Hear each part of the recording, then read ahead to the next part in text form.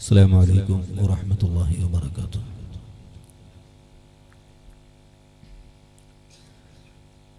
أعوذ بالله من الشيطان الرجيم. بسم الله الرحمن الرحيم. الحمد لله رب العالمين. بسم الله عظيم القدرة والشان، شديد البطش والبرهان،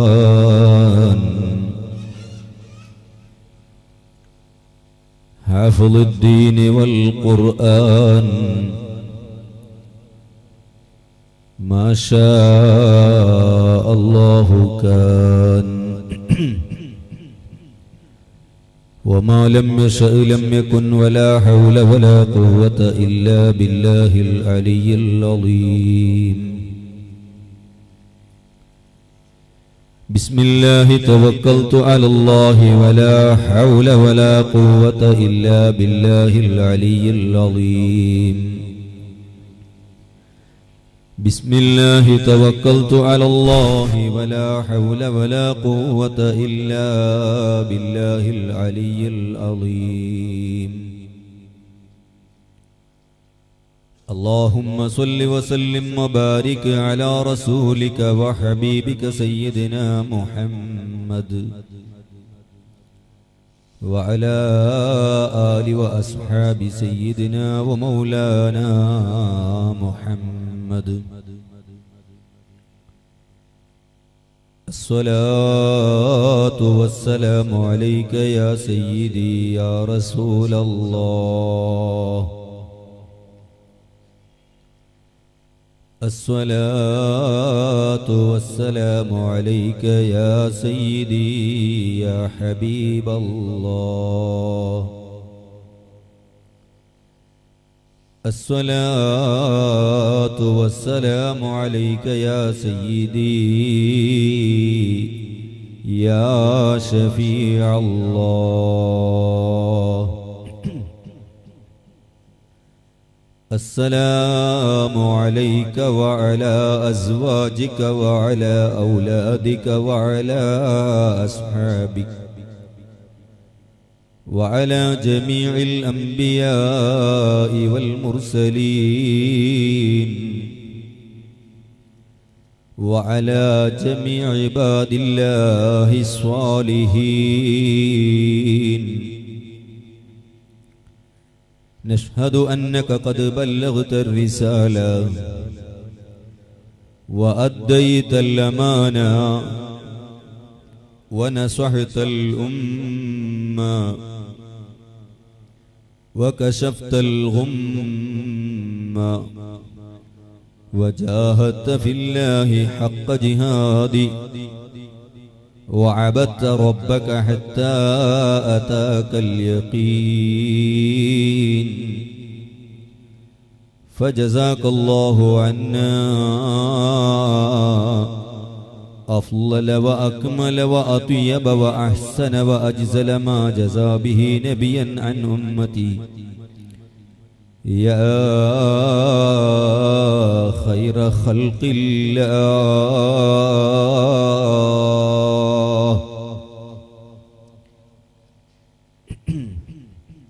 أما بعد،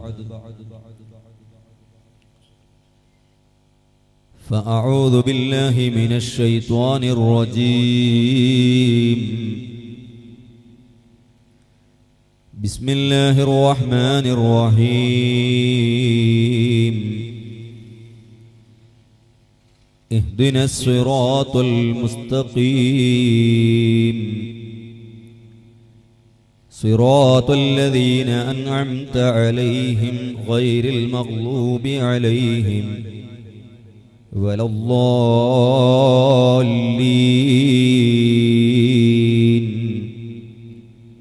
صدق الله العلي العظيم. يا سيد السادات يا فخر الوراء روحي إلى نعليك جاءت تضرع إن اهتميت بظل نعلك سيدي من كل صد عن جنابك يمنع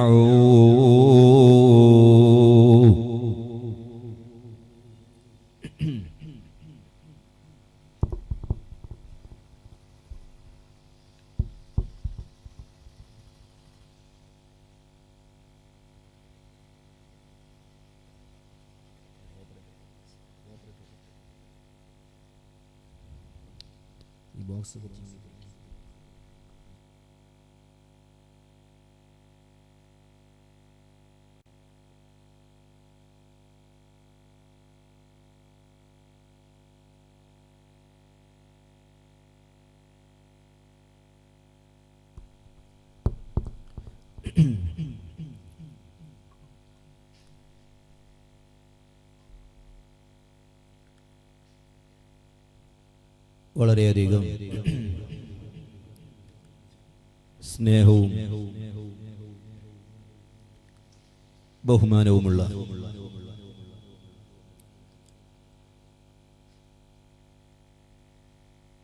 പണ്ഡിതന്മാരെ,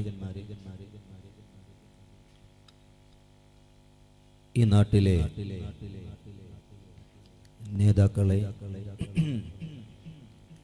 പ്രിയപ്പെട്ട സുഹൃത്തുക്കളെ, ഉമ്മബെങ്ങന്മാരെ, അല്ലാഹു ജല്ല ജലാലുഹു നമ്മുടെ സദസ്സ് അവൻ പൊരുത്തപ്പെട്ട സദസ്സുകളുടെ കൂട്ടത്തിൽ പെടുത്തി തരുമാറാകട്ടെ. ദുആക്ക് ഇജാബത്തുള്ള സദസ്സുകളിൽ അല്ലാഹു തആല പെടുത്തി തരുമാറാകട്ടെ.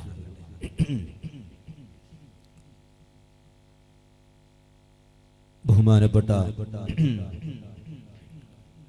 സയ്യിദ് അവറുകളുടെ നേതൃത്വത്തിൽ പ്രതിമാസവും നടന്നു വരുന്ന മഹത്തായ ഒരു സ്വലാത്തിന്റെ മജ്ലിസാണ് ഇവിടെ നടക്കാൻ പോകുന്നത്.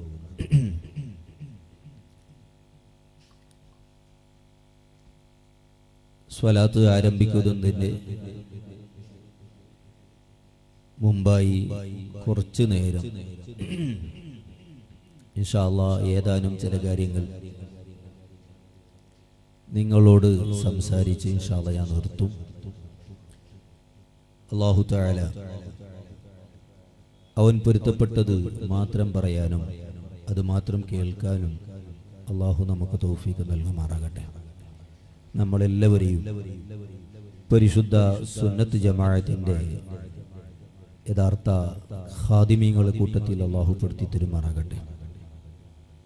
പ്രിയപ്പെട്ട മോമിനുകളെ,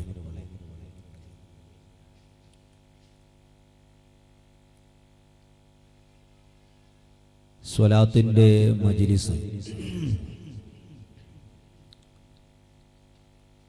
മിൻ അലാമാത്തി അഹ്ലി സുന്നത്തി വൽ ജമാഅ. ബഹുമാനപ്പെട്ട അലി ഇബ്നു അബി ത്വാലിബ് റളിയല്ലാഹു അൻഹുവിന്റെ മകനായ ഹുസൈൻ റളിയല്ലാഹു അൻഹു, ആ ഹുസൈൻ റളിയല്ലാഹു അൻഹുവിന്റെ മകൻ അലി സൈനുൽ ആബിദീൻ റളിയല്ലാഹു അൻഹു, മഹാനവറുകൾ പറഞ്ഞ ഒരു വാക്യം ഇമാം ഇബ്നു ഹജർ അൽ ഹൈതമി റളിയല്ലാഹു അൻഹു അദ്ദുറുൽ മൻലൂദ് എന്ന് പറയുന്ന തന്റെ മഹത്തായ ഗ്രന്ഥത്തിന്റെ തുടക്കത്തിൽ പറയുന്നു, സ്വലാത്ത് അധികരിപ്പിക്കുന്നത്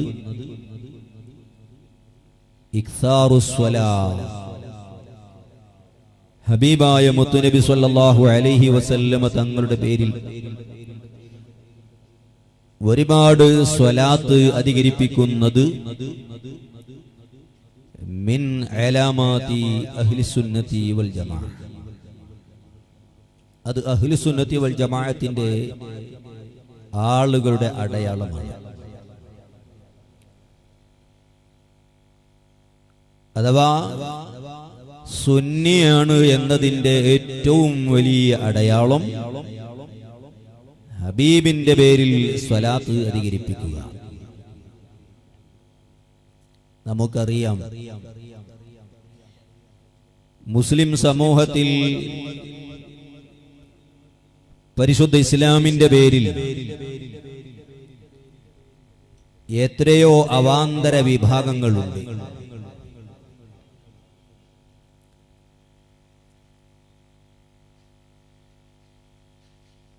ഇവർ നമുക്കറിയാം, നമുക്ക് ഏറ്റവും പരിചയമുള്ള നമ്മുടെ നാടുകളിൽ എല്ലാവർക്കും അറിയാവുന്ന ഒരു വിഭാഗമാണ് വഹാബികൾ എന്ന് പറയുന്നവർ. സലഫി എന്ന് സ്വന്തം പേരിട്ട വഹാബികൾ.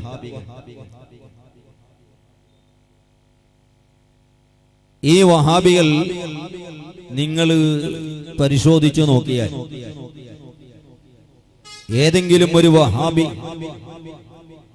സ്വലാത്തിന്റെ മജ്ലിസ് സംഘടിപ്പിക്കുന്നത് പോകട്ടെ, സ്വലാത്തിന്റെ മജ്ലിസിൽ വരുന്നത് പോകട്ടെ, ഒറ്റക്കിരുന്നു കൊണ്ട് സ്വലാത്ത് ചൊല്ലുന്ന ഒരു വഹാബിനെ ജീവിതത്തിൽ ആരെങ്കിലും കണ്ടിട്ടുണ്ടോ? ഇത്തരം ആളുകൾ ഈ കൂട്ടത്തിൽ പലരുടെയും കുടുംബത്തിൽ വഹാബികൾ ഉണ്ടാകാം. സുഹൃത്തുക്കളുടെ കൂട്ടത്തിൽ പലരും വഹാബികൾ ഉണ്ടാകാം. നിങ്ങൾ ഇങ്ങോട്ട് നോക്ക്, ഓരോ ആളുകൾ ഇങ്ങനെ സ്വലാത്തിന്റെ മജ്ലിസിലേക്ക് ആളുകൾ കടന്നു വരും. അത് മലായിക്കത്തോളൊന്നുമല്ല, മനുഷ്യന്മാർ തന്നെയാണ്. അതുകൊണ്ട് നോക്കേണ്ടതൊന്നുമില്ല. എല്ലാവരും ഇങ്ങോട്ട് ശ്രദ്ധിക്കും. ഒരുത്തനും ഇങ്ങോട്ട് ഇറങ്ങി വരുമ്പോ അവനെ നോക്കുക, അങ്ങോട്ട് പോകും, അങ്ങോട്ട് നോക്കുക.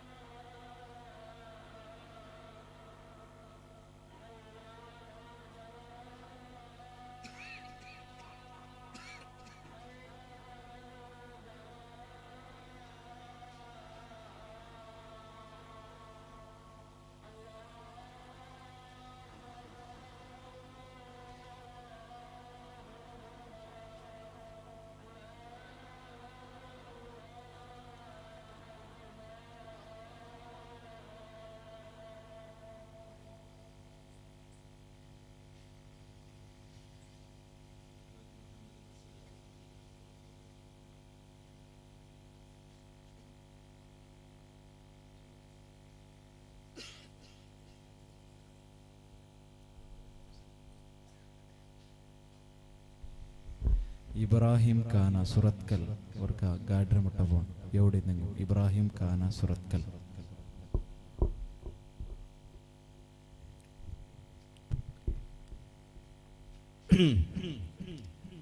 ഏതെങ്കിലും ഒരു വഹാബി ഒറ്റക്കിരുന്നു കൊണ്ടെങ്കിലും ഹബീബിന്റെ മേലിൽ സ്വലാത്ത് ചൊല്ലുന്ന ഒരു കാഴ്ച ആരെങ്കിലും കണ്ടിട്ടുണ്ടോ? ഇല്ല, അതവരെ കൊണ്ട് കഴിയില്ല. അതുകൊണ്ട് തന്നെ മഹാനായ അലി സൈനുൽ ആബിദീൻ റളിയല്ലാഹു അൻഹു പറഞ്ഞു, ഇക്താറുസ് സ്വലാത്തി അലാ റസൂൽ സ്വല്ലല്ലാഹു അലൈഹി വസല്ലം, ഹബീബായ നബി സ്വല്ലല്ലാഹു അലൈഹി വസല്ലം തങ്ങളുടെ പേരിൽ സ്വലാത്ത് അധികരിപ്പിക്കുന്നത് മിൻ അലാമാത്തി അഹ്ലി സുന്നത്തി വൽ ജമാഅ, അത് സുന്നി എന്നതിന്റെ അടയാളമാണ്. അത് അധികരിപ്പിക്കുമ്പോൾ കഴിവിന്റെ പരമാവധി അത് ഒരു ദിവസത്തിൽ 1000 ആകാം, അതല്ലെങ്കിൽ 2000 ആകാം, 10,000 ആകാം, ലക്ഷമാകാം, കോടിയാകാം, അതിനപ്പുറമാകാം. ഇങ്ങനെ ഹബീബായ മുഹമ്മദുർ റസൂലുള്ളാഹി സ്വല്ലല്ലാഹു അലൈഹി വസല്ലം തങ്ങളുടെ പേരിൽ സ്വലാത്ത് അധികരിപ്പിക്കുന്നത് അഹ്ലുസുന്നത്തി വൽ ജമാഅത്തിന്റെ അടയാളമാണ് എന്ന് മഹാന്മാർ നമ്മെ പഠിപ്പിക്കുകയാണ്. അതുകൊണ്ടാണ് ഒരുപാട് സ്ഥലങ്ങളിൽ സ്വലാത്തിന്റെ മജ്ലിസ് ഇന്ന് നടക്കുന്നു. ഇതിന്റെ തൊട്ടടുത്തുള്ള മൽജ്, അവിടെയും സ്വലാത്ത് മജ്ലിസ് നടക്കുന്നു. അതുപോലെ ബായാറിൽ നടക്കുന്നു, ഉള്ളാളത്ത് നടക്കുന്നു, പലയിടത്തും ഹബീബായ മുഹമ്മദുർ റസൂലുള്ളാഹി സ്വല്ലല്ലാഹു അലൈഹി വസല്ലം തങ്ങളുടെ സ്വലാത്തിന്റെ മജ്ലിസ് നടക്കുന്നു. അല്ലാഹു അതെല്ലാം നിലനിർത്തി തരുമാറാകട്ടെ. എന്നാൽ ഈ സ്വലാത്തിന്റെ വിരോധികളാണ് ഞാൻ നേരത്തെ പറഞ്ഞ വഹാബികൾ.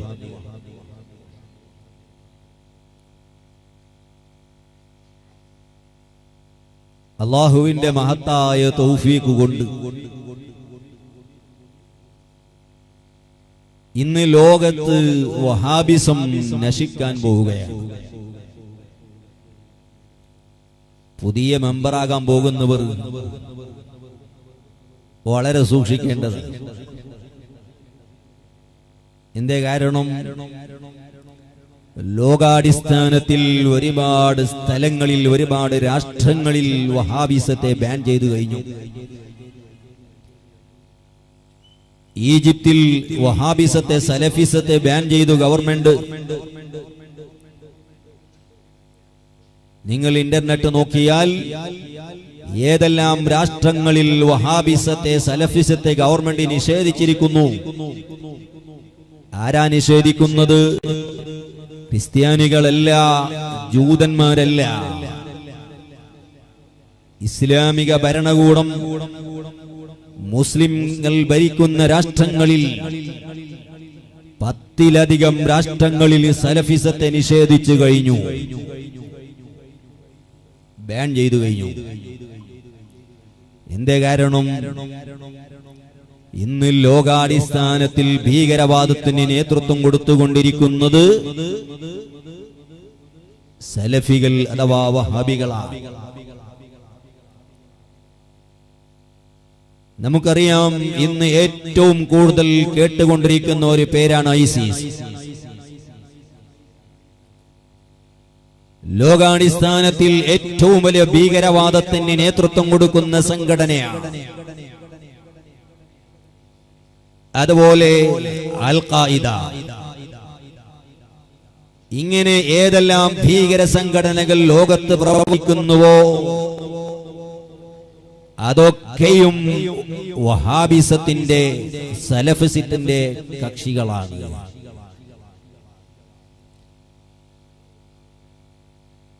എന്തേ അങ്ങനെ വരാൻ കാരണം?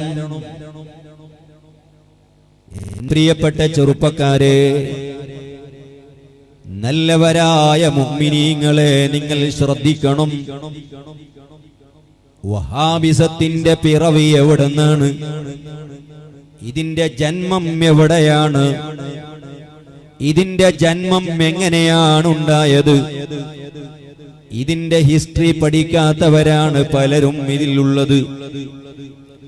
അതിൽ മെമ്പറായി പോയ വിവരമില്ലാത്ത ചെറുപ്പക്കാർ വഹാബിസത്തിന്റെ ഹിസ്റ്ററി വായിക്കാത്തവരാണ്. നിങ്ങൾക്കറിയുമോ ഈ പ്രസ്ഥാനം തുടങ്ങിയത് മുഹമ്മദ് ബിൻ അബ്ദുൽ വഹാബ് എന്ന് പറയുന്ന ഒരു മനുഷ്യനാണ്. ആ മനുഷ്യൻ ജനിച്ചത് സഊദിയിലാണ്. എപ്പോഴാ ജനിക്കുന്നത്? ഹിജ്റ 1115 ജനിക്കുന്നത്. ഏകദേശം ഒരു 300 വർഷങ്ങൾക്ക് മുമ്പ് സഊദി അറേബ്യയുടെ റിയാദിൽ വെച്ചുകൊണ്ട് അഥവാ നജിദിൽ വെച്ചുകൊണ്ട് ജനിച്ച മനുഷ്യനാണ്. ആ മനുഷ്യൻ കുറച്ചു കാലം മഹാനായ ഇമാം സുലൈമാനുൽ ഖുർദി റളിയല്ലാഹു അൻഹു അടുക്കൽ പോയി ഇൽമ പഠിച്ചു. ഇമാം സുലൈമാനുൽ ഖുർദി റഹിമഹുല്ലാഹ് ശാഫി മദ്ഹബിലെ പ്രഗൽഭ പണ്ഡിതനാണ്.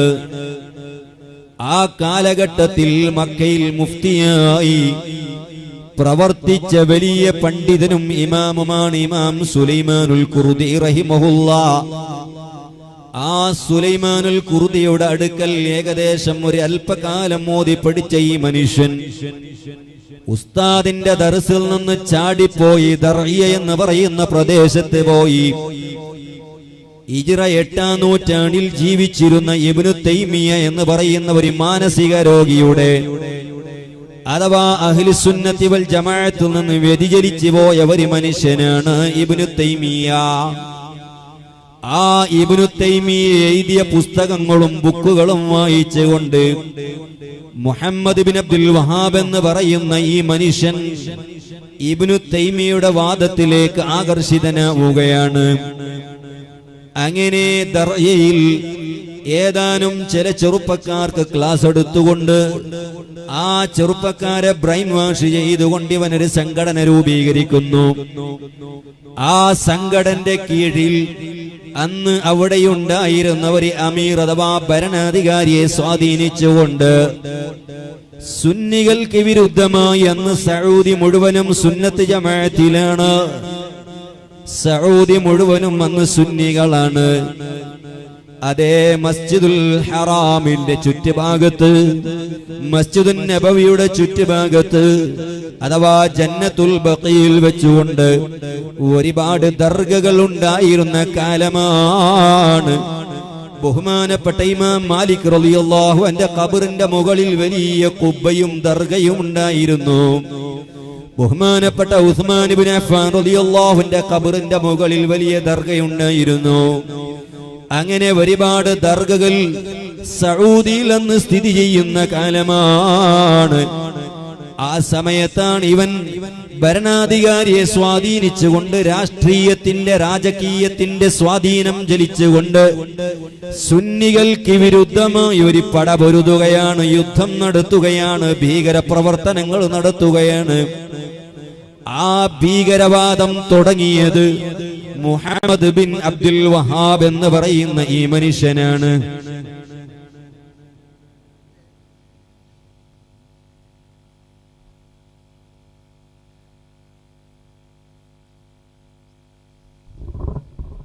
SM ഇബ്രാഹിം സുറത്കൽ എത്രയും പെട്ടെന്ന് കാരണമുട്ടപ്പോൾ SM ഇബ്രാഹിം സുറത്കൽ. അങ്ങനെ ഭീകരവാദത്തിന് നേതൃത്വം കൊടുത്തുകൊണ്ട് മുഹമ്മദ് ബിൻ അബ്ദുൽ വഹാബ് സഊദിയിൽ വലിയ കുഴപ്പമുണ്ടാക്കുന്നു. ഓ എന്റെ പ്രിയപ്പെട്ട ചെറുപ്പക്കാരെ, നിങ്ങൾ മനസ്സിലാക്കണം. അങ്ങനെ കുഴപ്പം സൃഷ്ടിച്ചു. എന്താ ചെയ്തത്? സഊദിയിൽ ഉണ്ടായിരുന്ന സുന്നികളായ മുസ്ലിമീങ്ങളെ പരസ്യമായി കൊന്നെടുത്തു. എത്രയാ കൊന്നത്? സുബ്ഹാനല്ലാഹ്. സഊദിയുടെ ത്വായിഫ് എന്ന് പറയുന്ന പ്രദേശത്ത് അവിടെയുണ്ടായിരുന്ന ഒരു ദർഗ പൊളിച്ചു, ഒരു മഖ്ബറ പൊളിച്ചുകൊണ്ട് ഈ ഇബ്നു അബ്ദുൽ വഹാബിന്റെ സംഘം 10,000-ത്തിലധികം വരുന്ന മുസ്ലിമീങ്ങളെ കൊന്നെടുത്തു. എവിടെയായത് ചെയ്തത്? കേവലം ത്വായിഫ് എന്ന് പറയുന്ന പട്ടണത്തിൽ 10,000-ഓളം മുസ്ലിമീങ്ങളെ നിഷ്ഠൂരമായി കൊല ചെയ്യുകയാ. എങ്ങനെയാ കൊല ചെയ്തത്? ചരിത്രത്തിൽ കാണാം. ചെറിയ കിഞ്ഞുങ്ങൾ, ചെറിയ കിടാക്കളെ എടുത്തുകൊണ്ട് ഉമ്മാന്റെ നെഞ്ചത്ത് വെച്ചുകൊണ്ട് അറുത്തു കൊന്നുകളഞ്ഞു.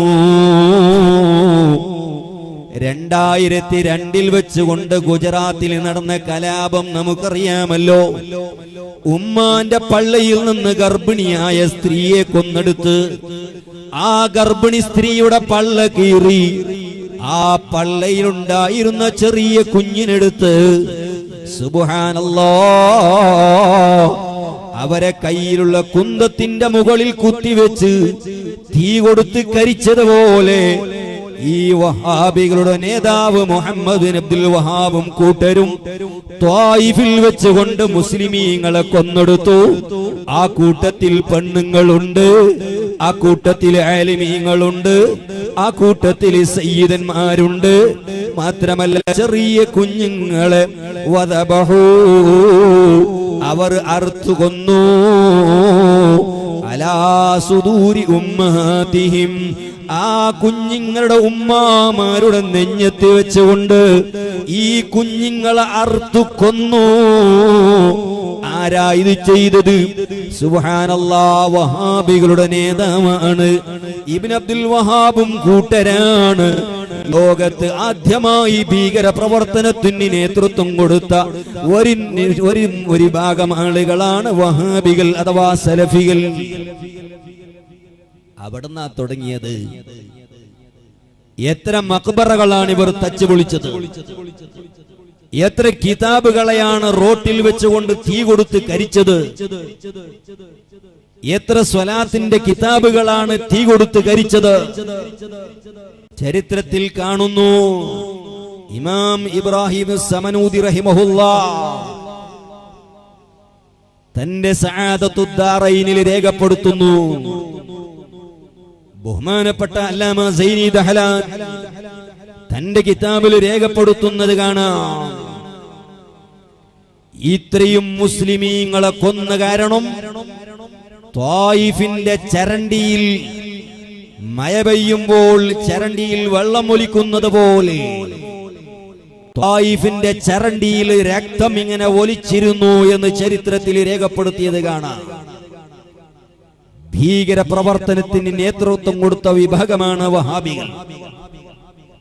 അതാണ് ഇന്നും തുടർന്നുകൊണ്ടിരിക്കുന്നത്.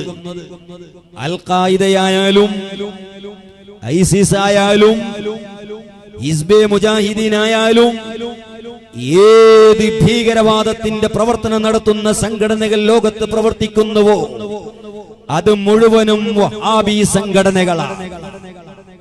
സുന്നത്ത് ജമാഅത്തിന്റെ ഒരു സംഘടനയും ഇല്ല.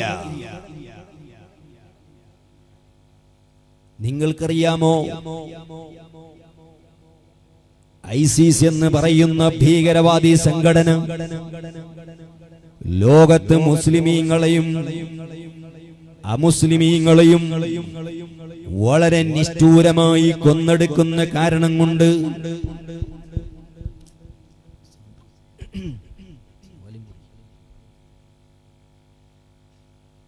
നിഷ്ഠൂരമായി കൊന്നെടുത്ത കാരണം കൊണ്ടല്ലേ ഈ അടുത്ത് കർണാടകയിലെ ഒരു പത്രം ഹൊസദിഗന്ധയിൽ ഐസിസിന് 400 വർഷത്തിന് പാരമ്പര്യമുണ്ടെന്ന് എഴുതിയത്. യഥാർത്ഥത്തിൽ അവന് ചരിത്രം അറിയില്ല, അവൻ ഇസ്ലാമിനെ പഠിച്ചിട്ടില്ല. ഐസിസിന് 1400 വർഷത്തിന്റെ പാരമ്പര്യമില്ല കേട്ടോ. ഐസിസിന് പാരമ്പര്യമുള്ളത് കേവലം 300 വർഷത്തിന്റെ പാരമ്പര്യമാണ്. ആ ഐസിസിന് ലോകത്ത് കൊന്നെടുത്തുകൊണ്ടിരിക്കുന്നത് അമുസ്ലിമീങ്ങളെക്കാൾ കൂടുതൽ അവർ കൊല്ലുന്നത് മുസ്ലിമീങ്ങളെയാണ്. ഇറാഖിൽ ജീവിക്കുന്നത് മുസ്ലിമീങ്ങളാണല്ലോ. ആ മുസ്ലിമീങ്ങളല്ലേ കൊന്നുകൊടുത്തുകൊണ്ടിരിക്കുന്നത്. ഇങ്ങനെ ലോകത്തുള്ള മുസ്ലിമീങ്ങളെയാണ് ഇന്ന് ICC കൊന്നെടുത്തുകൊണ്ടിരിക്കുന്നത്. പരിശുദ്ധ ഇസ്ലാമിന് ഭീകരവാദവുമായി ഒരു സംബന്ധവും ഇല്ല. നിങ്ങൾക്കറിയുമോ, ഇസ്ലാമിനെ തെറ്റായി മനസ്സിലാക്കിയ മുഴുവൻ ആളുകളും മനസ്സിലാക്കേണ്ട ഒരു കാര്യമുണ്ട്. നമുക്കറിയാമല്ലോ, ഹബീബായ മുഹമ്മദ് റസൂലുള്ളാഹ് സ്വല്ലല്ലാഹു അലൈഹി വസല്ലം തങ്ങൾ പരിശുദ്ധമാകുന്ന മദീനയിലേക്ക് പോയി. രണ്ടാമത്തെ വർഷമാണ് ബദർ യുദ്ധം നടക്കുന്നത്. ആ ബദർ യുദ്ധത്തിൽ മുസ്ലിമീങ്ങൾക്കെതിരായി ശത്രുഭാഗത്തിൽ നിന്ന് നേതാവായി വന്ന ഒരു മനുഷ്യനാണ് അബൂ സുഫിയാൻ. അന്ന് അദ്ദേഹം മുസ്ലിമായിരുന്നില്ല. ആ അബൂ സുഫിയാൻ മുസ്ലിമീങ്ങൾക്കെതിരായി പടപൊരുതിയ ആളാണ്. മുസ്ലിമീങ്ങൾക്കെതിരായി വാള് പിടിച്ച ആളാണ്. ആ ബദർ യുദ്ധത്തിൽ ശത്രുക്കളെ കമാൻഡറായി വന്ന അബൂ സുഫിയാൻ ബദർ യുദ്ധം കഴിഞ്ഞ് നാട്ടിലേക്ക് പോയി. മക്കയിലേക്ക് തിരിച്ചു പോയപ്പോൾ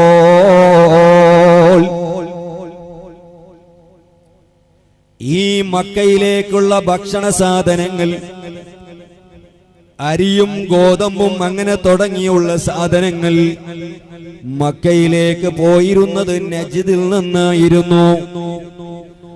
ആ നജിദിൽ നിന്നാണ് മക്കയിലേക്ക് സാധനം പോകുന്നത്. എന്നാൽ അന്ന് നജിദിൽ കാര്യങ്ങളെല്ലാം നിയന്ത്രിച്ചിരുന്നത് സുമാമത്ത് ഇബ്നു ഉസാല ആണ്. സുമാമത്ത് ഇബ്നു ഉസാലായിരുന്നു നജിദ് നിയന്ത്രിച്ചിരുന്നത്.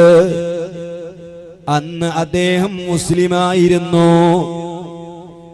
എന്നാൽ മക്കയുടെ ജനങ്ങൾ നബി സല്ലല്ലാഹു അലൈഹി വസല്ലമ തങ്ങൾക്കെതിരെ പ്രവർത്തിക്കുന്നവരാണ്. ഖുറൈശുകൾ നബി സല്ലല്ലാഹു അലൈഹി വസല്ലമ തങ്ങളെ ശത്രുക്കളാണെന്നറിഞ്ഞപ്പോ സുമാമത്ത് ഇബ്നു ഉസാൽ അതാ മക്കയിലേക്ക് അയക്കുന്ന സാധനങ്ങൾ നിർത്തിവെച്ചു. മക്കയിലേക്ക് ഇനി ഫുഡ് എക്സ്പോർട്ട് ചെയ്യില്ല. ഒരു സാധനവും ഞാൻ ഇനി മക്കയിലേക്ക് അയക്കൂല. കാരണം മക്കയുടെ ജനങ്ങൾ നബി സല്ലല്ലാഹു അലൈഹി വസല്ലമ തങ്ങളെ ശത്രുക്കളാണ്. അങ്ങനെ മക്കയിലേക്കുള്ള സാധനം നിർത്തിവെച്ചപ്പോ മക്കയിലെ ജനങ്ങൾക്ക് തിന്നാനുള്ള സാധനമില്ലാതെ, ഭക്ഷണം കഴിക്കാനുള്ള അരിയില്ലാതെ ആളുകൾ പട്ടിണി കൊണ്ട് പടച്ചുപോയി. കഴിക്കാൻ സാധനങ്ങളില്ല, തിന്നാനുള്ള സാധനമില്ലാതെ മക്കയുടെ ജനങ്ങൾ വല്ലാത്ത വിഷമത്തിൽ കഷ്ടത്തിലായപ്പോ അതാ നബി സല്ലല്ലാഹു അലൈഹി വസല്ലമ തങ്ങളടുക്കലേക്ക് ആരാ വരുന്നത്? ബദർ യുദ്ധത്തിൽ മുസ്ലിമീങ്ങൾക്കെതിരായി വാള് പിടിച്ച അബൂ സുഫിയാൻ മദീനയിലേക്ക് വരുന്നു. അബൂ സുഫിയാൻ മദീനയിലേക്ക് നബി സല്ലല്ലാഹു അലൈഹി വസല്ലമ തങ്ങളടുക്കലേക്ക് വരുന്നു. ആ സമയത്തും അബൂ സുഫിയാൻ മുസ്ലിമായിട്ടില്ല. മദീനയിൽ വന്നു നബി സല്ലല്ലാഹു അലൈഹി വസല്ലമ തങ്ങളെ കാണുന്നു.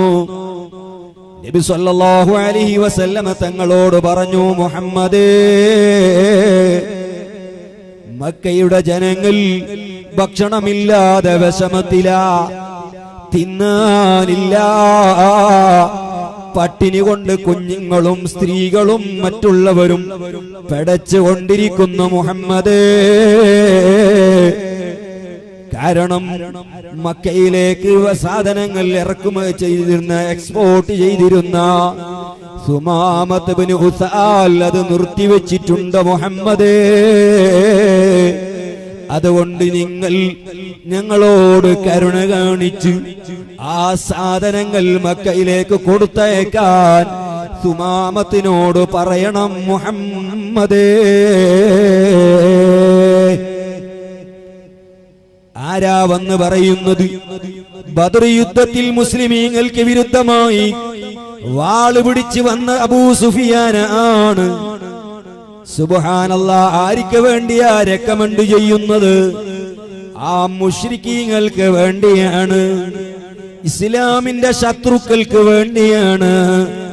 മുഹമ്മദ് നബിയെ എങ്ങനെയെങ്കിലും കൊന്നുകളയണമെന്ന് വിചാരിക്കുന്ന, അതിനു വേണ്ടി തന്ത്രങ്ങളും പ്ലാനും സ്കെച്ചും ഇടുന്ന ശത്രുക്കൾ, ആ ശത്രുക്കൾക്ക് വേണ്ടിയാണ് അല്ലാഹുവിന്റെ ഹബീബിന്റെ അടുത്ത് വന്നുകൊണ്ട് മുഹമ്മദേ ഞങ്ങൾക്ക് ഭക്ഷണം അയക്കാൻ പറയണം.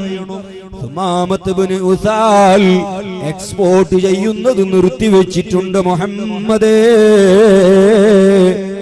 നിങ്ങൾ ആലോചിക്കണം, അല്ലാഹുവിന്റെ റസൂല് ഇതര സമുദായത്തോട്, മുസ്ലിമീങ്ങളല്ലാത്ത ഏതെങ്കിലും മറ്റ് ഇതര പ്രസ്ഥാനത്തിന്റെ ജനങ്ങളോട്, ഇതര ജാതിക്കളായ ജനങ്ങളോട് അപമര്യാദയോടെ പെരുമാറാനോ, മനുഷ്യത്വമില്ലാത്ത നിലക്ക് പെരുമാറാനോ, അല്ലെങ്കിൽ അവരെ കൊന്നെടുക്കാനോ, ഏതെങ്കിലും ഒരു തെറ്റും ചെയ്യാത്ത നിരപരാധികളായ ജനങ്ങൾ അവരെ കൊന്നെടുക്കാനോ അല്ലാഹുവിന്റെ റസൂല് പറയില്ല.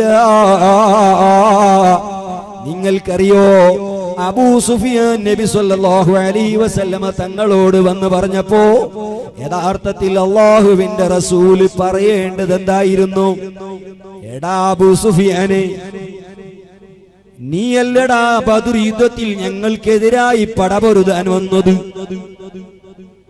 ഞങ്ങൾക്കെതിരായി യുദ്ധം ചെയ്യുന്ന ഞങ്ങളുടെ കഠിന ശത്രുക്കളാകുന്ന ഖുറൈശുകൾക്ക് ഭക്ഷണം കൊടുക്കാനാണോ നീ പറയുന്നത്? നിനക്കൊരു തുള്ളി വെള്ളം തരൂല എന്നല്ലേ പറയേണ്ടത്? അല്ലാഹുവിന്റെ റസൂൽ പറഞ്ഞില്ല. ഉടനെ ആളെ വിളിച്ചു. തന്റെ ഒരു ദൂതനെ വിളിക്കുന്നു, ഒരു സ്വഹാബിയെ വിളിക്കുന്നു. വിളിച്ചു പറഞ്ഞു, ഇപ്പൊ തന്നെ നജിദിലേക്ക് പോകണം. ആ നജിദിന്റെ ഭരണാധികാരിയാകുന്ന സുമാമത്ത് ഇബ്നു ഉസാലിനോട് പറയണം, മക്കയിലേക്ക് കൊടുത്തയക്കാൻ നിർത്തിവെച്ച ഭക്ഷണം ഉടനെ കൊടുത്തയക്കണം. ഭക്ഷണം നിർത്തിക്കൂടാ, എക്സ്പോർട്ട് ചെയ്യുന്നത് നിർത്തിക്കൂടാ. ഇതാണോ മുഹമ്മദുർ റസൂലുള്ളാഹ്? ശത്രുക്കളെ ഏതെങ്കിലും ബജാറിൽ ബോംബ് വെച്ച് കൊല്ലാൻ അല്ലാഹുവിന്റെ റസൂല് പഠിപ്പിച്ചിട്ടില്ല. എന്റെ പ്രിയപ്പെട്ടവരെ, ഇതാണ് ഇസ്ലാമിന്റെ പാരമ്പര്യം. ഈ പാരമ്പര്യമുണ്ടോ ഐസിസിന്? ഈ പാരമ്പര്യമുണ്ടോ അൽ ഖായിദക്ക്? ഈ പാരമ്പര്യമുണ്ടോ ഏതെങ്കിലും ഭീകര സംഘടനകൾക്ക്? ഒരൊറ്റൊരു ഭീകര സംഘടനയ്ക്കും ഇസ്ലാമുമായി ഒരു ബന്ധവുമില്ല. നോക്കൂ നിങ്ങൾ അല്ലാഹുവിന്റെ റസൂലിന്റെ കാരുണ്യം. ശത്രുക്കളോട് പോലും കരുണ കാണിച്ച് ഭക്ഷണം കൊടുത്തയക്കാൻ പറഞ്ഞു. ഇത് മനസ്സിലാക്കണം ആര്? ഇവിടുത്തെ ഹിന്ദുക്കളും മനസ്സിലാക്കണം. ഇസ്ലാമിനെ സംബന്ധിച്ച് തെറ്റായി മനസ്സിലാക്കിയവർ ഈ ചരിത്രം പഠിക്കണം. അവർ മാത്രം പോരാ, ഇസ്ലാമിന്റെ പേരിൽ ഭീകര സംഘടനകൾക്ക്, ഭീകര പ്രവർത്തനങ്ങൾക്ക് കൂട്ടുനിൽക്കുന്നവരും ഈ പാരമ്പര്യം മനസ്സിലാക്കണം. നിങ്ങൾക്കറിയോ, ബദർ യുദ്ധം നടന്നു. ആ യുദ്ധത്തിൽ 70 ജില്ലാനും ശത്രുക്കളെ പിടിച്ചു ബന്ദു ചെയ്തു. മുസ്ലിമീങ്ങൾ ശത്രുക്കളെ പിടിച്ച് അറസ്റ്റ് ചെയ്തു. അങ്ങനെ അറസ്റ്റ് ചെയ്ത് മദീനത്തെ പള്ളിയുടെ ഒരു ഭാഗത്ത് അവരെ കെട്ടിയിട്ടു. അങ്ങനെ കെട്ടിയിട്ട് അന്ന് രാത്രി നബി സല്ലല്ലാഹു അലൈഹി വസല്ലമ തങ്ങൾ നോക്കുമ്പോൾ ഉറങ്ങുന്നില്ല.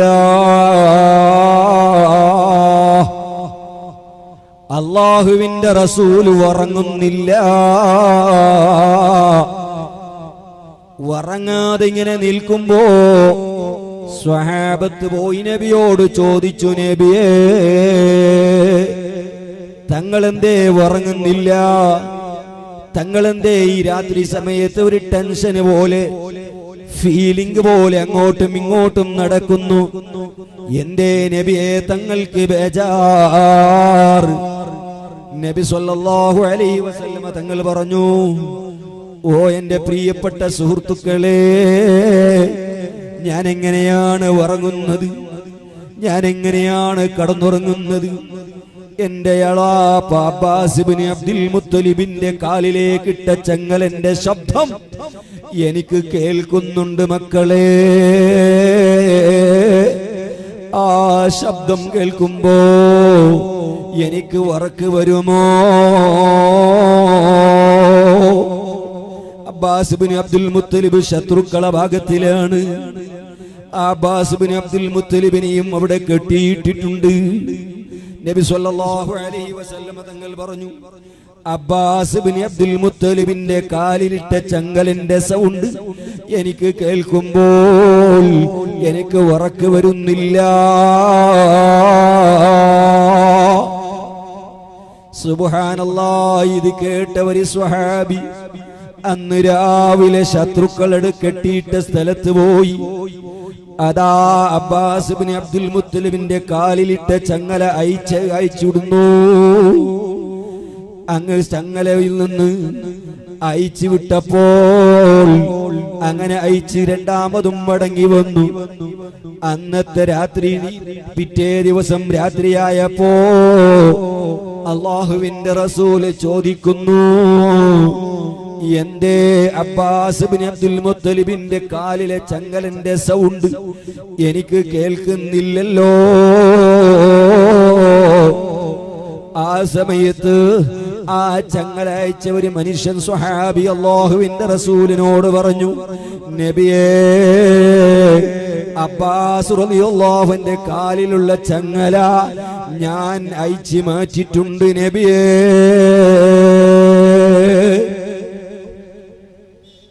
സുബ്ഹാനല്ലാഹ്. ആ സമയത്ത് അല്ലാഹുവിന്റെ റസൂല് പറഞ്ഞു, എന്താ പറഞ്ഞത്? സുബ്ഹാനല്ലാഹ്. പരിശുദ്ധ ഇസ്ലാമിനെ ഭീകര പ്രസ്ഥാനമായി ഭീകര പ്രവർത്തനങ്ങൾക്ക് എല്ലാ സപ്പോർട്ടുകളും സഹായങ്ങളും പ്രോത്സാഹനങ്ങളും ചെയ്യുന്ന പ്രസ്ഥാനമായി കാണുന്ന മുഴുവൻ ആളുകളും മനസ്സിലാക്കേണ്ടതുണ്ട്. അല്ലാഹുവിന്റെ റസൂല് പറഞ്ഞു, മക്കളെ, അബ്ബാസിന്റെ കാലിലുള്ള ചങ്ങല മാത്രം പോരാ, എല്ലാ ശത്രുക്കളുടെയും കാലിലുള്ള ചങ്ങല അയച്ചു വെക്കണേ. ഒരാളെയും നിങ്ങൾ ചങ്ങലയിൽ കെട്ടിയിടരുതേ. നോക്കൂ നിങ്ങൾ, ഇസ്ലാമിന്റെ ശത്രുക്കളോടും കാരുണ്യം കാണിച്ച നേതാവാണ് മുഹമ്മദുർ റസൂലുള്ളാഹി. ഈ പ്രസ്ഥാനമാണോ 1400 വർഷത്തിന്റെ പാരമ്പര്യമുള്ളത്? ഭീകര പ്രവർത്തനങ്ങൾക്ക് ഇസ്ലാമിനെ പറ്റി പഠിക്കാത്തത് കൊണ്ട്, മനസ്സിലാക്കാത്തത് കൊണ്ടാണ്. പക്ഷേ യഥാർത്ഥത്തിൽ ഇതിന് മറ്റുള്ളവരെ കുറ്റപ്പെടുത്തിയിട്ട് കാര്യമില്ല. മറ്റുള്ളവരെ കുറ്റപ്പെടുത്തിയിട്ട് കാര്യമില്ല. കാരണം അവർ ഇങ്ങനെ പറയാനും എഴുതാനും ഇതിന് ഏറ്റവും വലിയ കാരണം ഈ വഹാബിസമാണ്. ഇസ്ലാമിന്റെ പേരിലുള്ള വഹാബിസം ലോകത്ത് ഭീകര പ്രവർത്തനങ്ങൾക്ക് നേതൃത്വം കൊടുക്കുന്നത് കൊണ്ടാണ് ഇസ്ലാമിനെ പറ്റി മറ്റുള്ളവർ മോശമായി മനസ്സിലാക്കിയിട്ടുള്ളത്. നിങ്ങൾക്കറിയോ, വഹാബി പ്രസ്ഥാനത്തിന്റെ മറ്റൊരു നേതാവാണ് ജമാലുദ്ദീൻ അഫ്ഗാനി. ജമാലുദ്ദീൻ അഫ്ഗാനി എന്ന് പറയുന്ന ഒരു മനുഷ്യൻ. ആരാ ജമാലുദ്ദീൻ അഫ്ഗാനി? മുഹമ്മദ് ബിൻ അബ്ദുൽ വഹാബിന്റെ നേരെ ശിഷ്യനാകുന്ന ഷൗക്കാനിയുടെ ശിഷ്യനാണ് ജമാലുദ്ദീൻ അഫ്ഗാനി. ആ ജമാലുദ്ദീൻ അഫ്ഗാനിന്റെ ശിഷ്യനാണ് മുഹമ്മദ് അബ്ദു. മുഹമ്മദ് അബ്ദുന്റെ ശിഷ്യനാണ് റഷീദ് റിള. ആ റഷീദ് റിളന്റെ ശിഷ്യനാണ് നമ്മുടെ കേരളത്തിലുള്ള കെ എം മൗലവി. ഇരിക്കട്ടെ, ഞാൻ ആ പാരമ്പര്യവും സനദ് അല്ല ഇപ്പൊ പറയുന്നത്. അത് ഇൻഷാ അല്ലാഹ് വേറെ സദസ്സിൽ നമുക്ക് വിശദീകരിക്കാം. ഈ ജമാലുദ്ദീൻ അഫ്ഗാനി ലോകത്ത് അറിയപ്പെട്ട ടെററിസ്റ്റ് ആയിരുന്നു. ലോകത്തെ ഏറ്റവും വലിയ ഭീകരവാദത്തിന്റെ പ്രവർത്തനം നടത്തിയ മനുഷ്യനാണ് ജമാലുദ്ദീൻ അഫ്ഗാനി. ആ പാരമ്പര്യമാണ് ഐസിസിനുള്ളത്. ആ പാരമ്പര്യമാണ് മുഴുവൻ വഹാബികൾക്കുമുള്ളത്. അതുകൊണ്ടല്ലേ ഏതാനും വർഷങ്ങൾക്ക് മുമ്പ് ഇന്ന് കേരളത്തിൽ ജീവിക്കുന്ന ഒരു മനുഷ്യൻ പറഞ്ഞത്, ഞങ്ങൾക്കെങ്കാലും സൗദിന്റെ ഭരണം കിട്ടിയാൽ രണ്ടാമത്തെ ദിവസം ഹബീബിന്റെ ഖബർ ഷരീഫിന്റെ മുകളിലുള്ള പച്ചക്കൊബ്ബ ഞങ്ങൾ തച്ചു ഉടക്കും. ഇവർക്ക് പണി ഉടക്കുന്നതും കൊല്ലുന്നു തന്നെയാണ്. ഇവർക്ക് വേറെ പണിയൊന്നുമില്ല.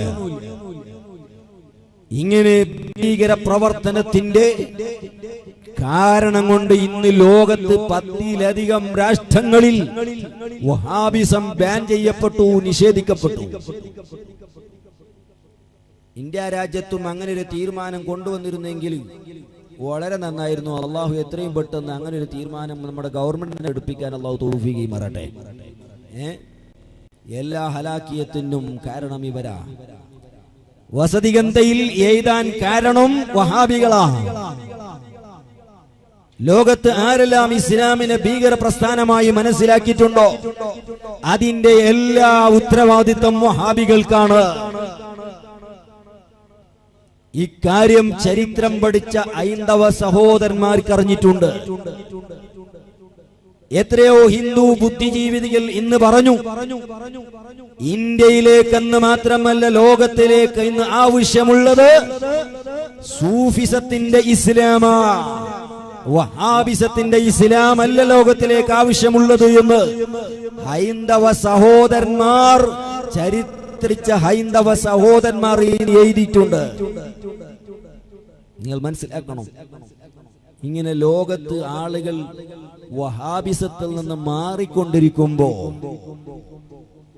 ചില ആളുകൾ വിവരമില്ലാത്ത അങ്ങോട്ട് മെമ്പറാകാൻ പോവുക.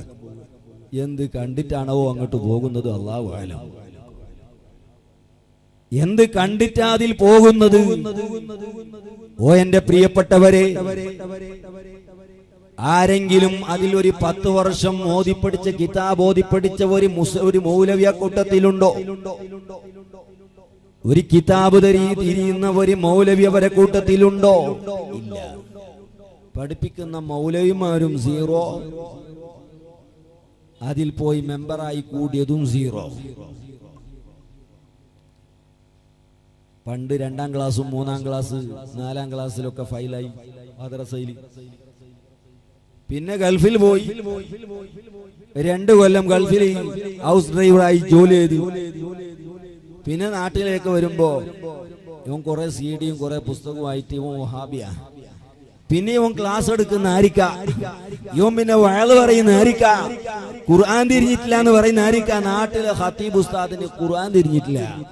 പിന്നെ ഖുർആൻ തിരിഞ്ഞതാരിക്ക പണ്ട് 4ാം ക്ലാസ്സിൽ ഫൈലായിട്ട് പോയ കുറെ കാലം കാട്ടുമാങ്ങന്റെ മരത്തേക്ക് കല്ലെറിഞ്ഞിട്ട് പിന്നെ ഗൾഫിലേക്ക് ഓടിപ്പോയി അറബീന്റെ ഹൗസ് ഡ്രൈവറായിട്ട് 2-3 കൊല്ലം ജോലി എടുത്തിട്ട് പിന്നെ നാട്ടിലേക്ക് വരുമ്പോ ഇവനാ ഇപ്പൊ ഖുർആൻ തിരിഞ്ഞത്.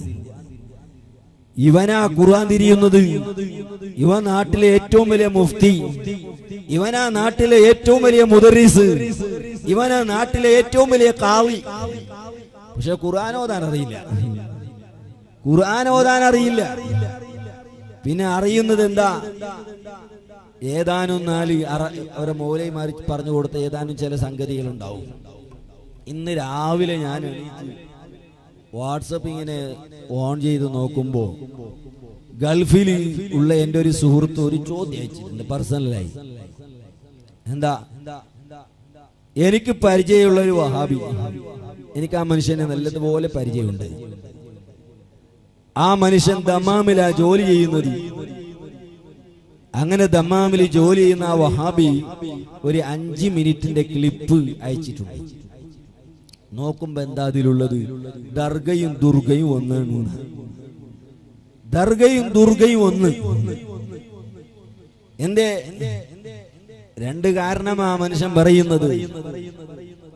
ഒന്ന്, ദർഗയിലേക്ക് മുസ്ലിമീങ്ങളും അമുസ്ലിമീങ്ങളും വരുന്നു. ഹിന്ദുക്കളും ദർഗയിലേക്ക് വരുന്നു. ഇസ്ലാമിന്റെ ഏതെങ്കിലും കാര്യത്തിൽ അമുസ്ലിമീങ്ങൾ വരുന്ന ഏർപ്പാടുണ്ടോ? പള്ളിക്ക് ജുമുഅക്ക് അമുസ്ലിമീങ്ങൾ വരുന്നുണ്ടോ? പള്ളിക്ക് അമുസ്ലിമീങ്ങൾ കയറുന്നുണ്ടോ?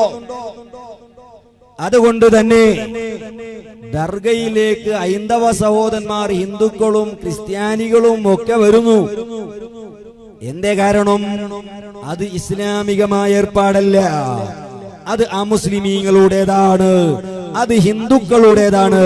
അതുകൊണ്ടാണ് അവർ വരുന്നത്. വല്ലാത്തൊരു മുജ്തഹിദാണ്. എന്തൊരു ഇജ്തിഹാദാണ് ഈ മനുഷ്യന്റെ. ലോക പൊട്ടത്തരാണ് ഈ പറയുന്നത് എന്ന് ആ മനുഷ്യൻ അറിയില്ല. എന്റെ പ്രിയപ്പെട്ട ചെറുപ്പക്കാരെ, നിങ്ങൾ മനസ്സിലാക്കണം, അള്ളാഹുവിന്റെ ഔലിയാക്കളുടെ അടുക്കലേക്ക് മുസ്ലിമീങ്ങളും അമുസ്ലിമീങ്ങൾ വരുന്നു, ശരി തന്നെയാണ്. പക്ഷേ എന്തിനാ വരുന്നത്? വെള്ളിയാഴ്ച ജുമുഅക്ക് നമ്മൾ പോയി അവിടെ ഇബാദത്ത് എടുക്കുന്നത് പോലെ ഈ ഔലിയാക്കൾക്ക് വേണ്ടി ഇബാദത്ത് എടുക്കാനാണോ വരുന്നത്? ഔലിയാക്കൾക്ക് സുജൂദ് ചെയ്യാനാണോ വരുന്നത്? ഔലിയാക്കളെ ആരാധിക്കാനാണോ വരുന്നത്? അല്ല. അവിടെ വരുന്നവർ ആരാണ്? ഒരുപാട് പ്രയാസങ്ങളുള്ളവർ, ഒരുപാട് വിഷമങ്ങളുള്ളവർ, ഒരുപാട് ബുദ്ധിമുട്ടുകൾ അനുഭവിക്കുന്നവർ, രോഗങ്ങളെ കൊണ്ട് വിഷമിക്കുന്നവർ, ഇങ്ങനെ ഭൗതികമായ ഒരുപാട് ബുദ്ധിമുട്ടുകൾ ഉള്ളവർ, അവരുടെ സഹായത്തിന് വേണ്ടി, അവരുടെ പ്രശ്നങ്ങൾ പരിഹരിച്ചു കിട്ടാൻ വേണ്ടിയാണ് മഹാന്മാരാകുന്ന ഔലിയാക്കളുടെ മഖ്ബറയിലേക്ക് വരുന്നത്. സഹായത്തിന് വേണ്ടി വരുമ്പോ അത് മുസ്ലിം തന്നെയാകണമെന്നില്ലല്ലോ. അഥവാ ഒരു മുസ്ലിം സഹായം ചോദിക്കുമ്പോ മുസ്ലിമിനോട് തന്നെ ചോദിക്കണമെന്നില്ല, മുസ്ലിമിനോട് ചോദിക്കാം. അതുകൊണ്ടല്ലേ ഹിന്ദുക്കളായ ഡോക്ടർമാരുടെ അടുത്തേക്ക് നമ്മൾ പോകുന്നു, ഹിന്ദുക്കളാകുന്ന എഞ്ചിനീയർമാരുടെ അടുത്തേക്ക് പോകുന്നു, ഹിന്ദുക്കളാകുന്ന മുതലാളിന്റെ അടുത്തേക്ക് പോകുന്നു. കാരണം സഹായം ചോദിക്കുമ്പോ അത് മുസ്ലിമായി കൊള്ളണമെന്നില്ല. അതുപോലെ അമുസ്ലിമായ മനുഷ്യൻ മുസ്ലിമിന്റെ അടുത്തേക്ക് വരുന്നു സഹായത്തിന് വേണ്ടി, മരുന്നിന് വേണ്ടി. ചിലപ്പോ ഹിന്ദുവായ സഹോദരൻ മുസ്ലിമായ ഡോക്ടറിന്റെ അടുത്ത് വരുന്നു, മുസ്ലിമായ എഞ്ചിനീയറിന്റെ അടുത്ത് വരുന്നു. ചിലപ്പോൾ പൈസ കടം ചോദിക്കാൻ ഒരു മുസ്ലിമായ മുതലാളിന്റെ അടുത്ത് വരുന്നു. ഇങ്ങനെ സഹായം ചോദിക്കുമ്പോ മുസ്ലിമീങ്ങൾ അമുസ്ലിമീങ്ങൾ അടുത്ത് പോകുന്നു, അമുസ്ലിമീങ്ങൾ മുസ്ലിമീങ്ങൾ അടുത്ത് വരുന്നു. ഇതുകൊണ്ടല്ലേ മുഹമ്മദ് റസൂലുള്ളാഹ് ആ റസൂലുള്ളാഹിന്റെ അടുത്തേക്ക് വന്നത്. ഞാൻ നേരത്തെ പറഞ്ഞല്ലോ, അബൂ സുഫിയാൻ അന്ന് മുസ്ലിമായിരുന്നില്ല. അന്ന് ആ മുസ്ലിമല്ല, അന്ന് അദ്ദേഹം മുശ്രിക്കാണ്. മുശ്രിക്കാണെന്ന് മാത്രമല്ല, അന്ന് മുശ്രിക്കീങ്ങളുടെ ലീഡറാണ്, നേതാവാണ്. അബൂ സുഫിയാൻ റസൂലുള്ളാഹിന്റെ അടുത്ത് വന്ന് സഹായം ചോദിച്ചില്ലേ? ആ അമുസ്ലിമീങ്ങൾക്ക് സഹായിക്കാൻ അള്ളാഹുവിന്റെ റസൂല് കൽപ്പിച്ചില്ലേ? അവർ മുശ്രിക്കീങ്ങളാണ്, കാഫിറുകളാണെന്ന് പറഞ്ഞ് ആട്ടി ഓടിച്ചില്ലല്ലോ. ഇതുപോലെ അള്ളാഹുവിന്റെ ഔലിയാക്കളുടെ അടുത്തേക്ക് സഹായത്തിന് വേണ്ടി, അവരുടെ പ്രശ്നങ്ങൾ സോൾവ് ചെയ്ത് കിട്ടാൻ വേണ്ടി, പരിഹരിച്ച് കിട്ടാൻ വേണ്ടി അമുസ്ലിമീങ്ങൾ വരുന്നു.